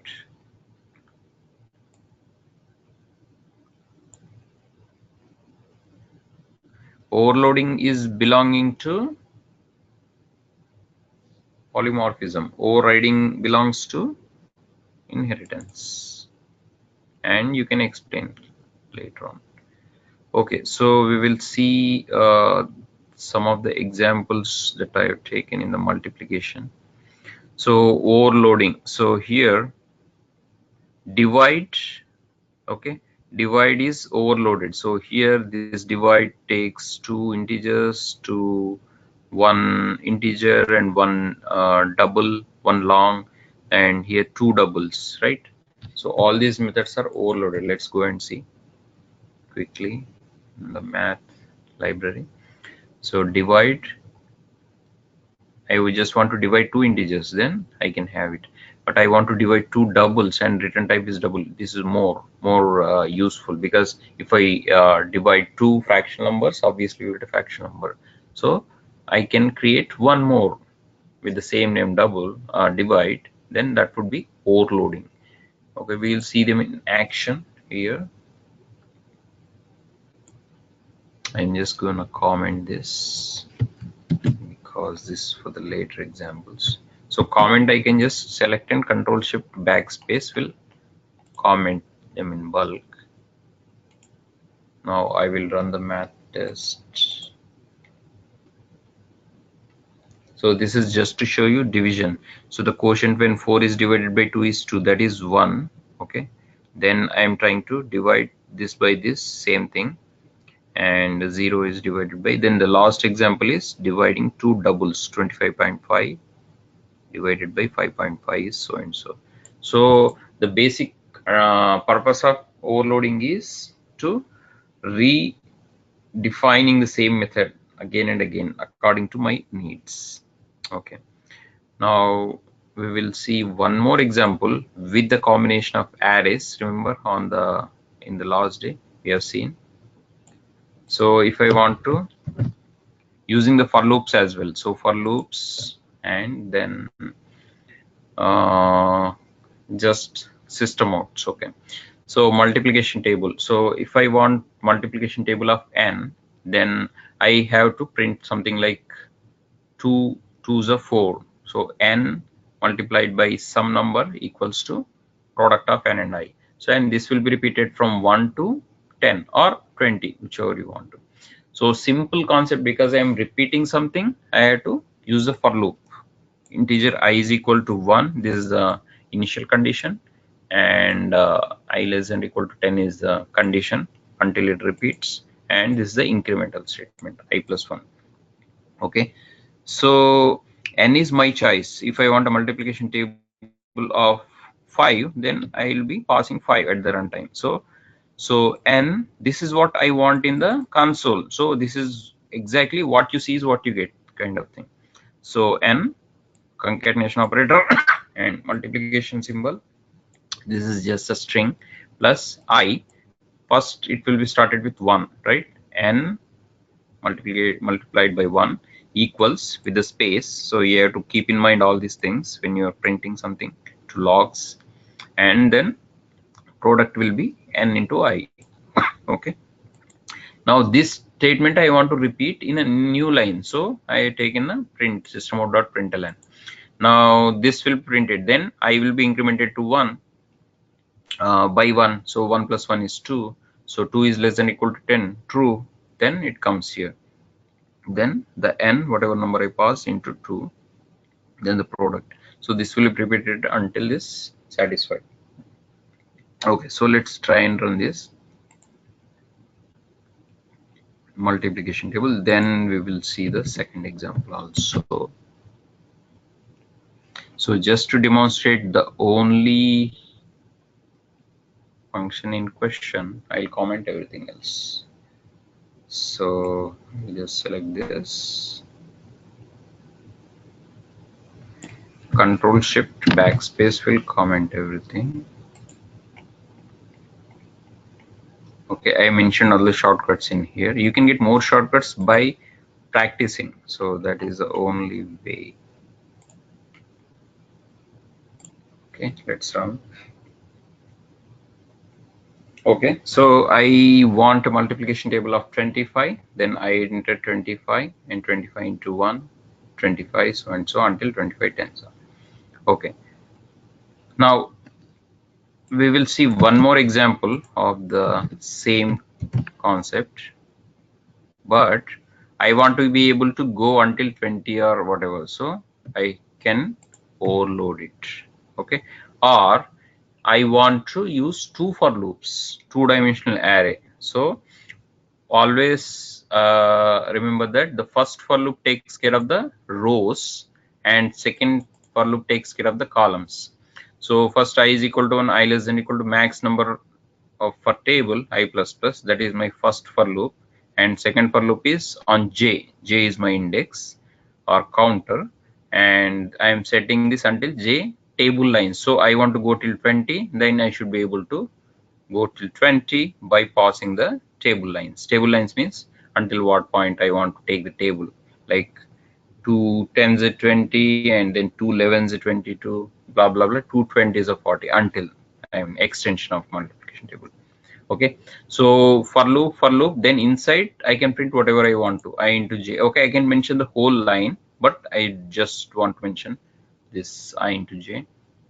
And then next I want to take a new line. Okay, so I remember, just watch here, I did not use println, I just printed, and then in the next for loop, after this for loop, I'm taking the next line so that it will be looking nicer in the output. So let's try to run and see how it executes, then we will explain again so that you will know the output, then we will be able to understand it better. Okay, so this is how it looks actually. Yeah, it's a multiplication table of tables, you can say.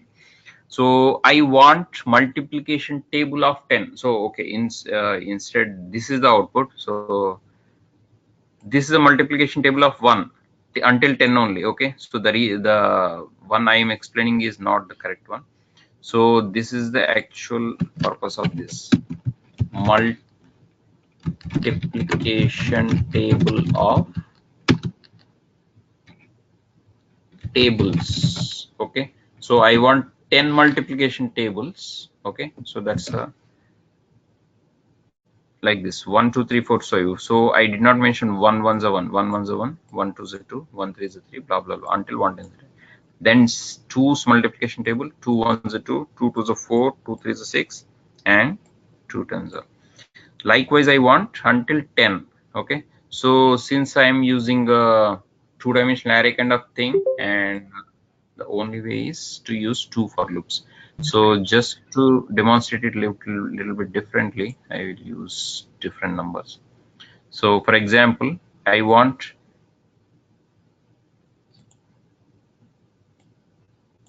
till 20. Okay, that means it will go till 20. Okay, on the row is taken care of by the first counter. So 1 2s are 1 1 10s are 1 15s are 1 20s are, that's how it will go.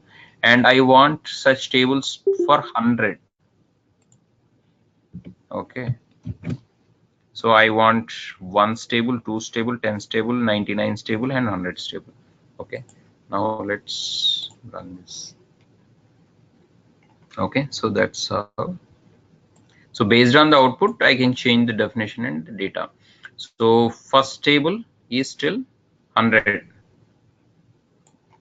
Oh, sorry. Oh, it's the other way around. 20 stands for 20 tables only. Okay, so let's take this. Okay, this is also another example. So one's multiplication table till 100 until 20 multiplication tables. So let's make it, I want 100 multiplication tables, which would look nice. 20 only until 20. Okay, now let's hit one more time,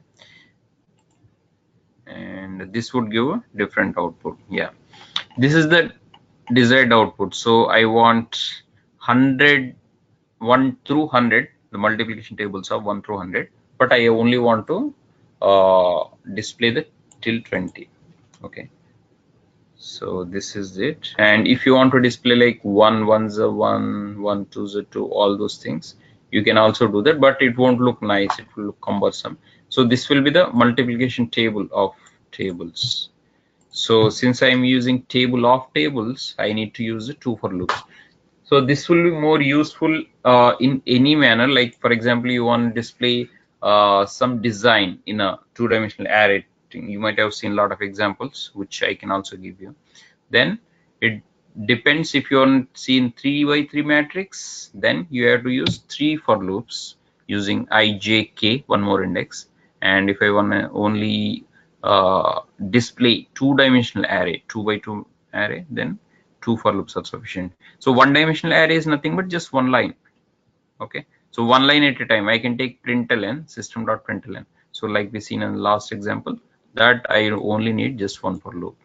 So here, if you put a debug point and execute step by step, you will be able to see how these values are changing, I value and j value, and how these values are printing here. See, the reason I did not put println is I don't want next line here.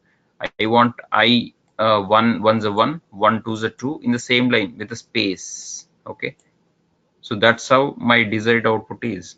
And only after I complete the once table, then I am taking a new line separately.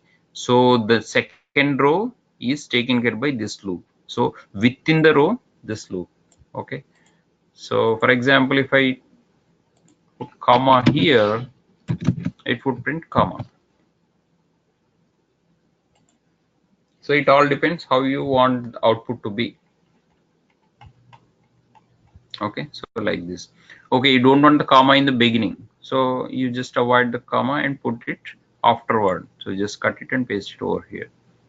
Okay,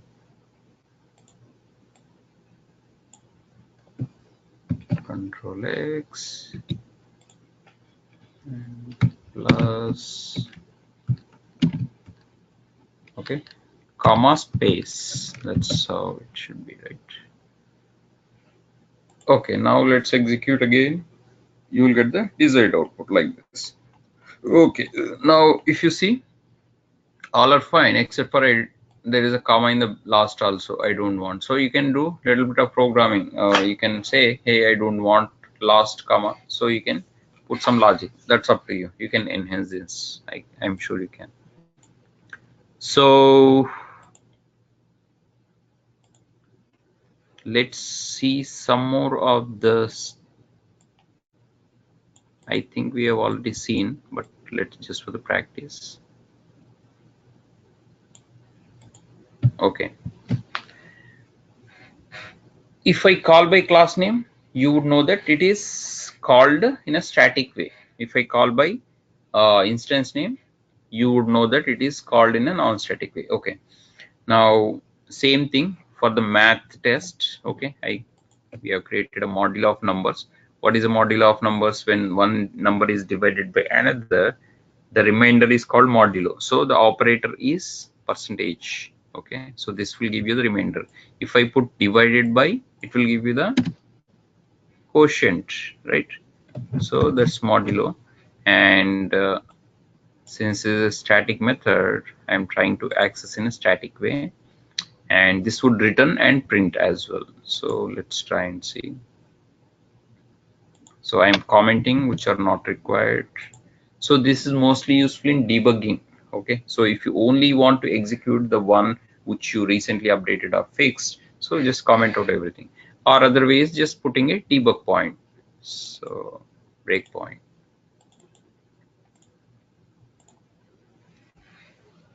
Okay, so a remainder of two numbers when they are divided by in that order is 2. Okay, so I divided 6 by 4. So when 4 divides 6, the quotient is 1, 4 ones are 4, then 6 minus 4 is 2. That's a remainder. So this remainder is given by. So we have used multiple concepts here. One is reusability. Okay, this function is defined somewhere and called here reusable, and static way it is called. And we have used, we have utilized a modulo operator here. Okay, so these are all logic based. All right, so let's go further. Logic based tests. And of course, you are going to use conditional statements. but more of importance is given to logic programs. Okay. So, okay, I'm trying to access all of them in a static way. Okay. So this is the program. Okay, I want to find out what is the minimum or maximum of the given numbers. Okay, so the function name is called min max of number. So I'm entering two numbers and I want to print out which is the max of it and which is the min of it. Okay, now you have to put the logic condition. Okay, so what are the conditional statements? If and else are the conditional statements, right? If something happens, then do something, otherwise do something else, or else do something else. Okay, that's what is the conditional statements. So let's define this first. Polymorphism, these are all over. Conditional statements. Okay, what is the conditional statements? To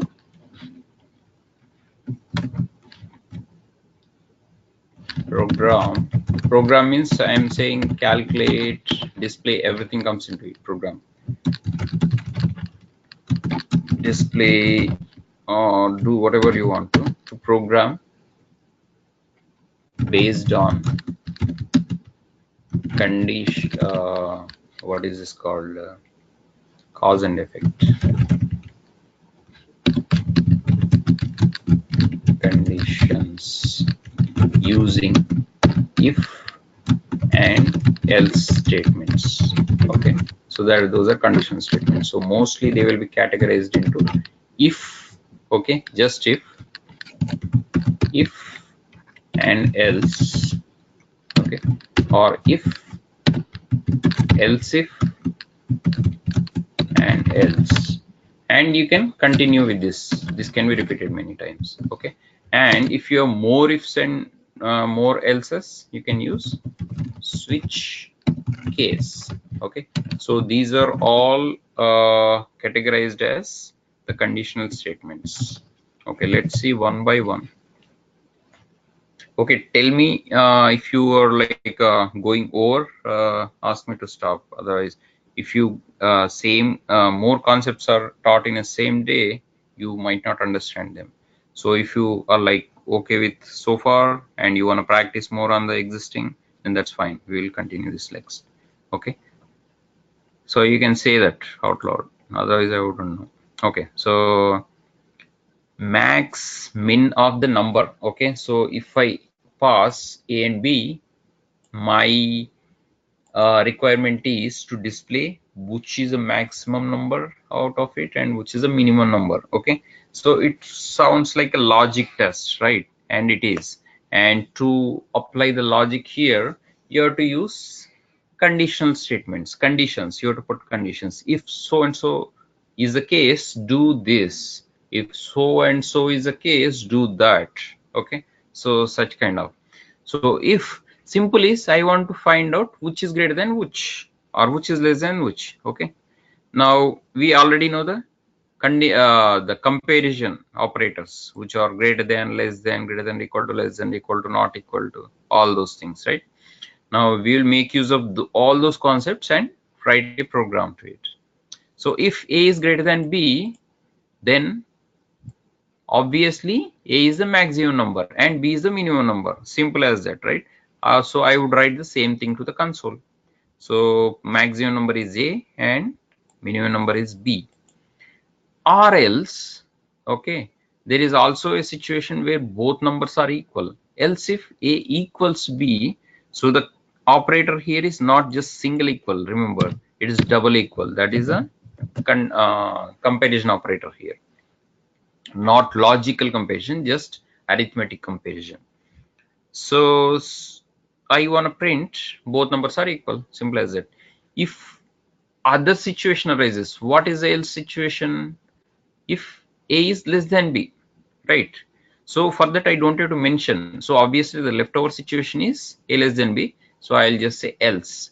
then obviously the max number is B and min number is A. So it would be like saying else if A is less than B.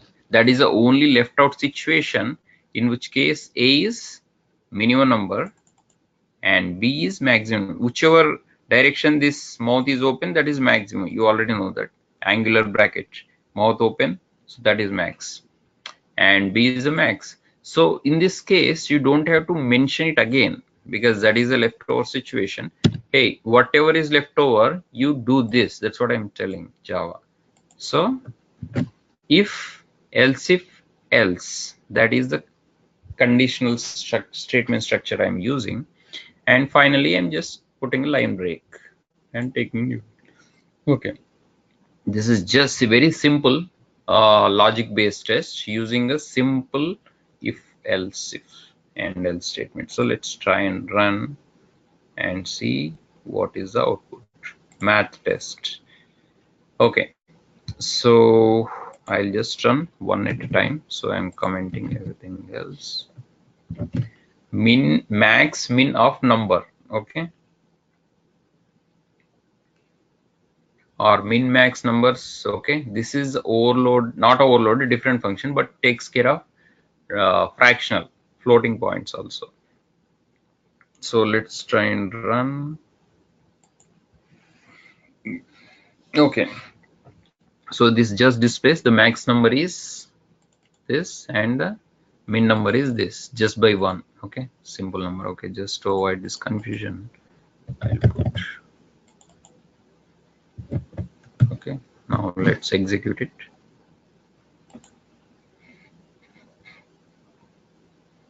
Maximum number is this, minimum number is that. Okay, simple. Now how did we achieve this? How did we decide which is max and which is min programmatically? By using the if and else if. So if and else if are very useful in determining the conditional logic. Everybody understood this?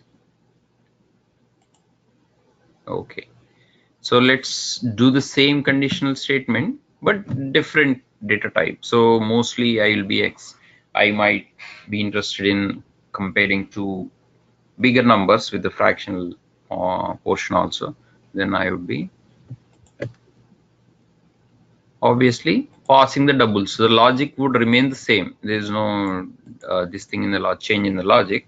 Okay, so I want to pass two doubles and just determine which is greater.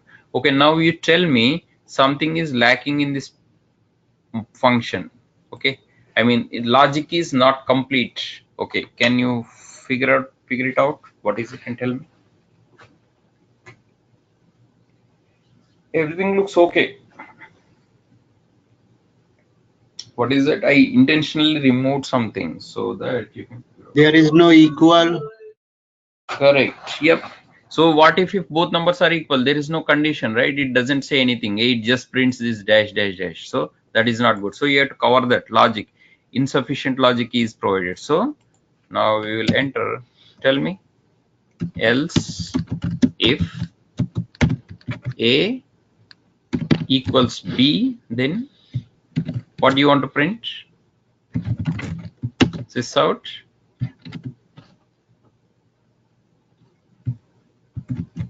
Both I'm printing exactly the way I want to see it in the console, and B are equal, right?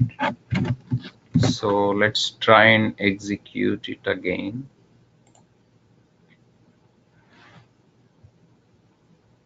Okay, so the max number is 454 point something, min number is 134. Okay, why? Because I entered so and so. Okay, so now let's see the condition which I mentioned is working or not, the else if condition where both are equal. Is it printing or not? So you have to check all these things, just like black box testing. So both this number and this number are equal. So It is working fine. Now let's do one more and stop the class. So okay, same thing for the first function also, 1 comma 1. You can have as many functions as possible. Both numbers are equal. So this is not very explicit what both numbers I might be confused about. So you can print it like this. So also the logging, which is this, is also very important in coding and programming and automation as well. So you can create some more functions also, which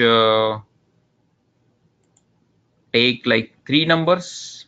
Okay, for example, I give 3 numbers out of which I want min max, so it would be little more complex. It's not as easy as comparing 2 numbers, right? So we have to compare 3 numbers, 2 at a time. So that would be another program. So let's see comparison conditions. So min max number, maximum and min number, 2 at a time. Okay, first we'll start with min. Okay, so I just want the min. There is no complexity at all. If this number is less than this number, then minimum is this one. I am just putting minimum as a separate variable, and I am placing that variable value in minimum, and I am saying minimum is minimum. Okay, the minimum number is minimum, and both are equal. Both are else minimum number is equal to it's simple. If one number is less than some number, the minimum number is the number 1, otherwise number 2 is the minimum. So simple as that. So this is the basic minimum program using if and else. There is no else if also. So you can start with that. We will compare this. We will try to call this in conditions. Conditions dot.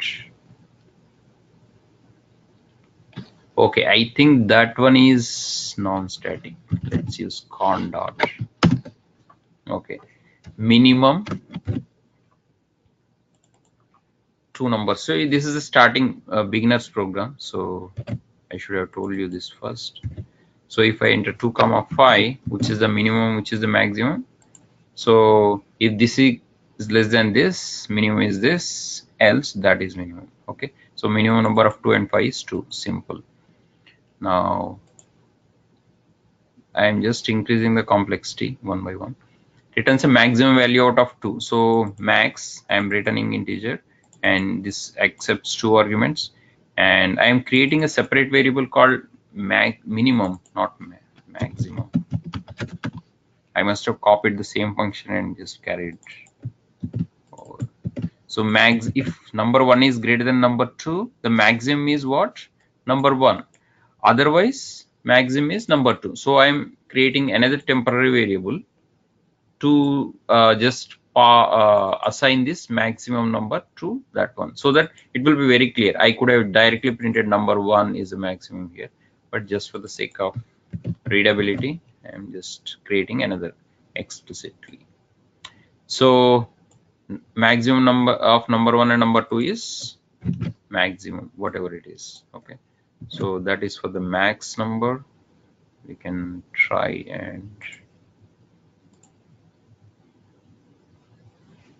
call this con dot max. So remember, it is only taking integers, so always enter integers. So if I enter double, it won't accept unless there is a overloaded function. So 8 comma, let's say -3. Okay, so which is the max number out of this? Obviously 8.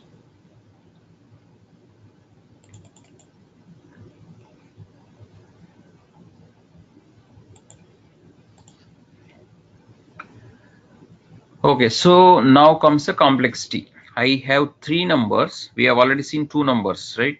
I have 3 numbers and I want the minimum out of those. Okay, then we can go to maximum and then we can display min and max. Okay, but one at a time.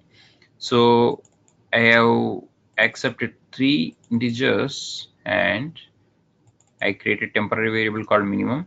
So I have to compare 2 at a time. number 1 number 2, then number 2 with number 3, and then number 1 with number 3. Okay, that is one way.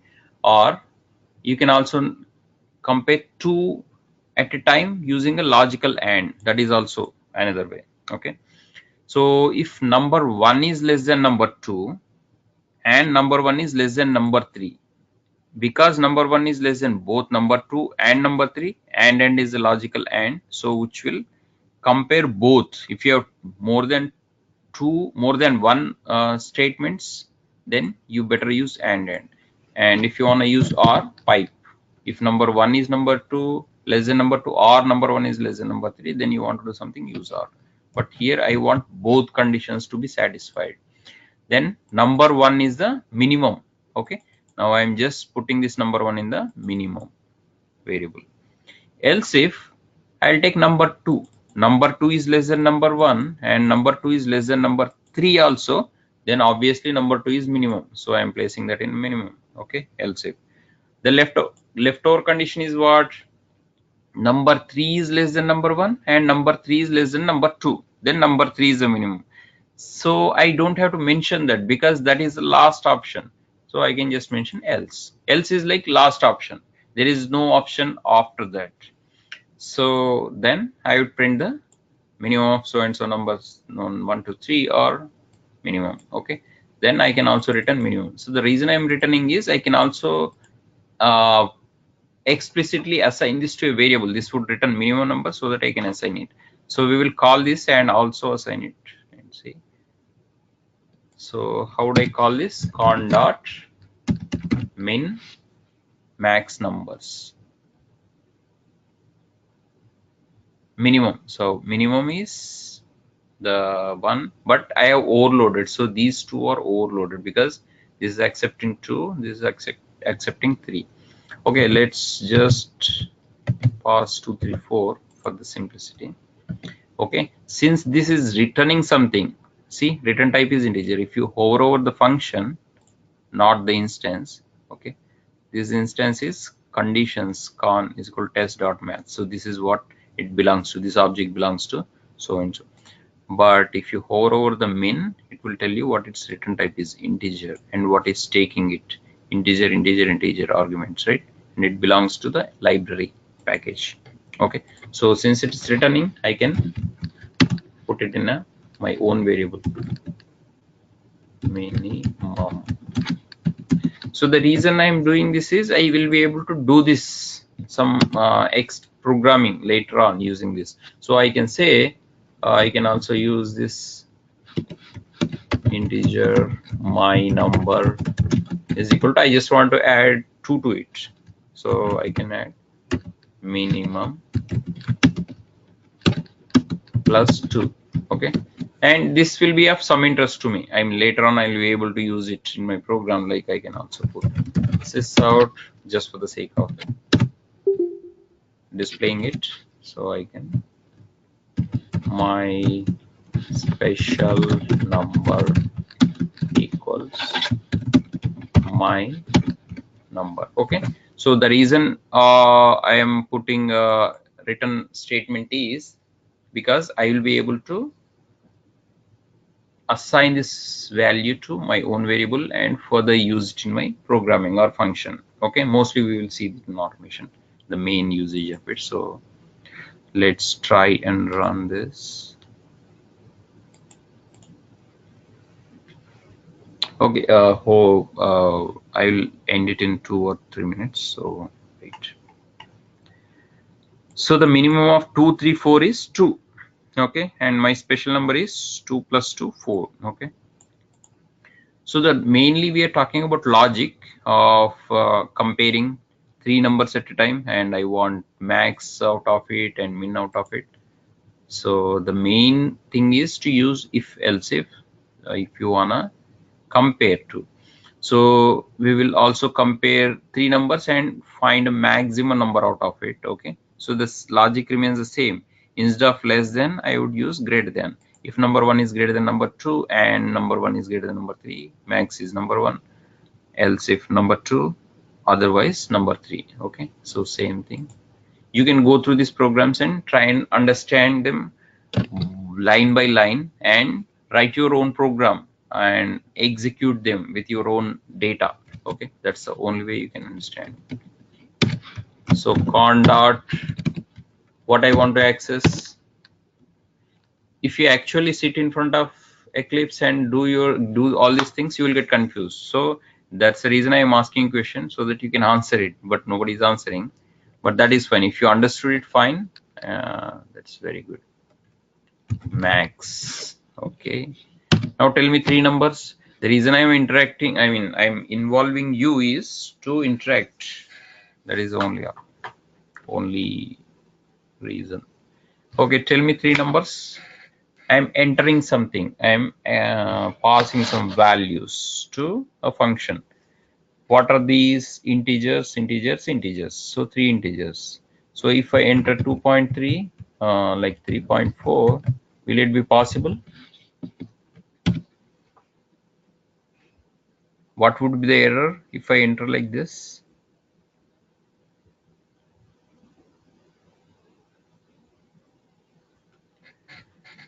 Error is you're passing a wrong number. Okay, so the method cannot accept arguments double, so it only accepts integer. You have to cut. Okay, so what would be the output? What is the maximum of this? Maximum is 44, so it will be displayed.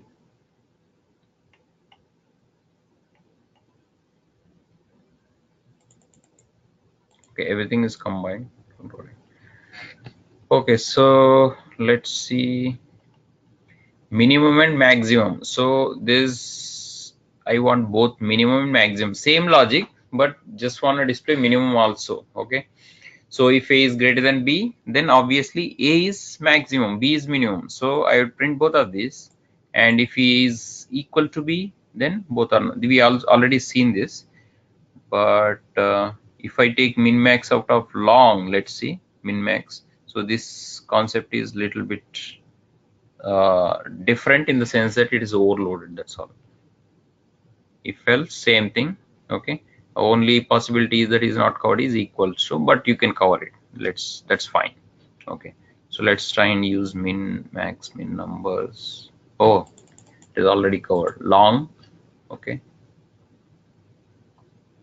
let's go to another example. Overloaded max min numbers. Okay, we've already seen this. So since long is already defined, okay, I'm just trying to change its data type to double. Okay, so if I pass long, it would be, this is integer, this is double. Okay, let's try and call long dot max min number. So this one, okay, I'll pass long numbers. So long numbers are normally it's out of range for integers. If I pass this for integers, it would be throwing an error because the range is limited for integers, right? So long is it can accept the bigger numbers. The range will be minus 2 billion to plus 2 billion or something. I already told in the beginning of the class, right? So same thing. You don't have to run it to see. So conceptually it's the same thing. Okay, so you can check out the result. I'll just go faster. Okay, so that is for the logic. Okay, if else. Okay, so tomorrow we will see this switch case. So switch case is also used for conditional statements, but if you have more number of fields, if else. Okay, in order to avoid the confusion, we will use switch case. So example wise, we will see tomorrow. Conditional statements will be over tomorrow, and we'll continue with other. Okay, so I'll call it a day, and we'll meet tomorrow with more. So one thing you have to practice is, otherwise there is no you will get lose the touch. So what I'm doing is I'm just sharing these programs via what Google Drive.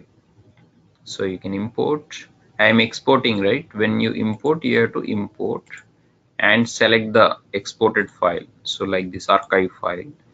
So import, export, or I have also added this project to GitHub, and I'll explain you tomorrow how to get the, if already some people know about it, how to fork the GitHub project, they can do it.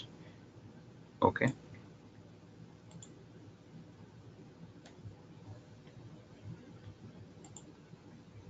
So if I just want to export it, I'll export it like Java project,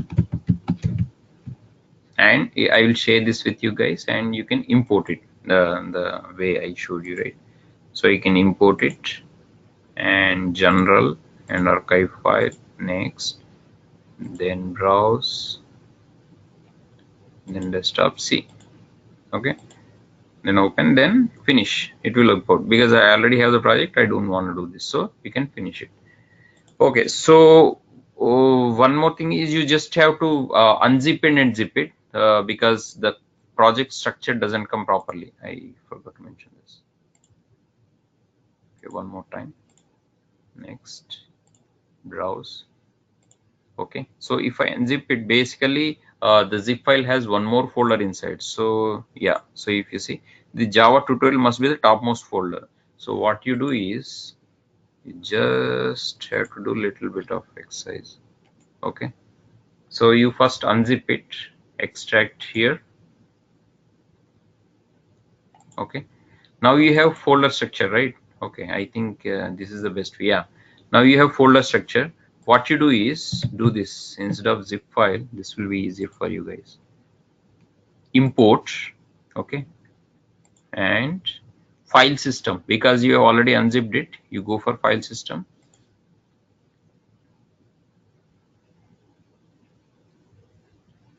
Okay, no, I think it's going into library. Okay, do this thing. Oh my god. Okay, just pick it up and put it in your workspace directly. So let's say your workspace is C drive somewhere. Okay, you have C drive and you create workspace somewhere here. You can say Java workspace or some workspace. So what you do is you paste the unzipped folder. Okay, so remember, the workspace should have the project folder. Project should have directly source folder. Okay, directly source folder like this. Okay, so since I did not share whole thing, I will share later. So then you come to Eclipse and oops, import existing projects into workspace. Okay, so let's try this.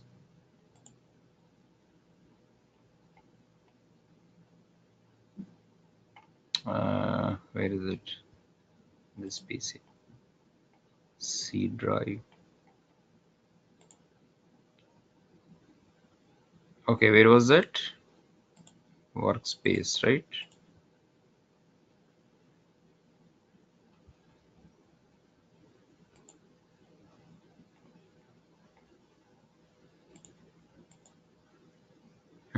Okay, so since I did not export whole thing, maybe it's I have to export the whole thing. Export. I can also export file system, but it will be very difficult to share folder structure in Java. Go Google Drive, archive. Okay, now the whole folder is coming. Java project. Finish. This will replace. Okay, so now let me delete this.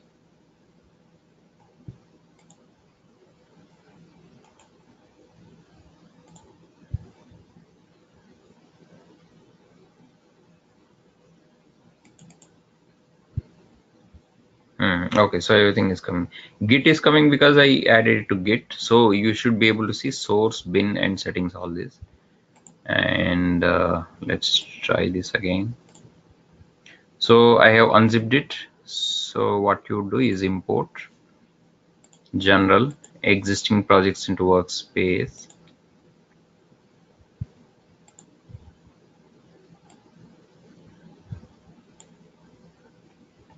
Oh, it was still on the desktop, right? Desktop. Where is this guy? Desktop Java tutorial. Okay, so I forgot to do one more thing. So you should place this in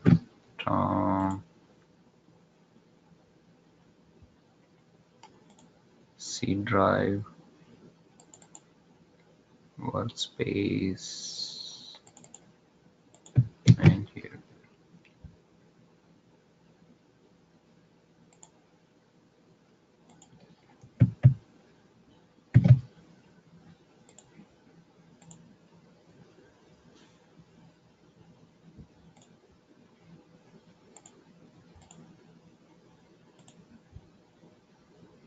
So if you already exported before, it will show in here. But okay, so where is it? C drive, workspace. Okay, now you see the whole folder structure. Some projects cannot be imported because it already exists. Okay, so you don't get this because I already have the same project. You won't get this. Okay, so you, for the first time, you directly, this finish button will be enabled and then click the finish. Got it? So you do that. And okay, one more way is tomorrow I'll tell you. So that is nothing but GitHub project. So I have already shared the GitHub project in here, and you should just follow the Git procedure which I mentioned. Oh my God, GitHub. Okay, so I'll mention the steps in the email. Okay, they are mentioned in somewhere. So it will look like this.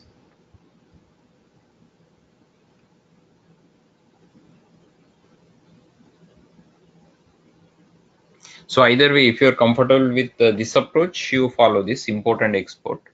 Or if you're comfortable with GitHub, then you can go.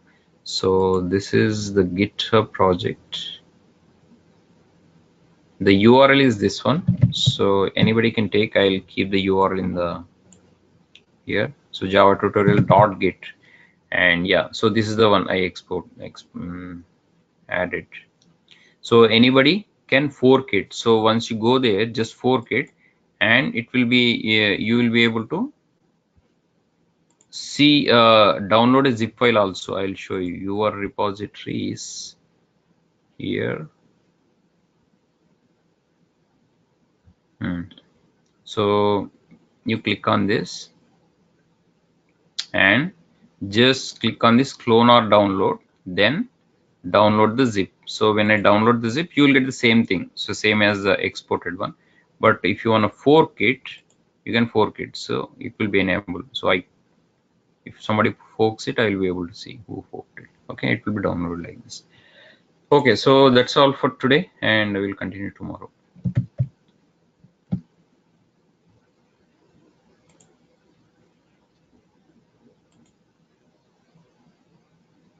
Okay, bye.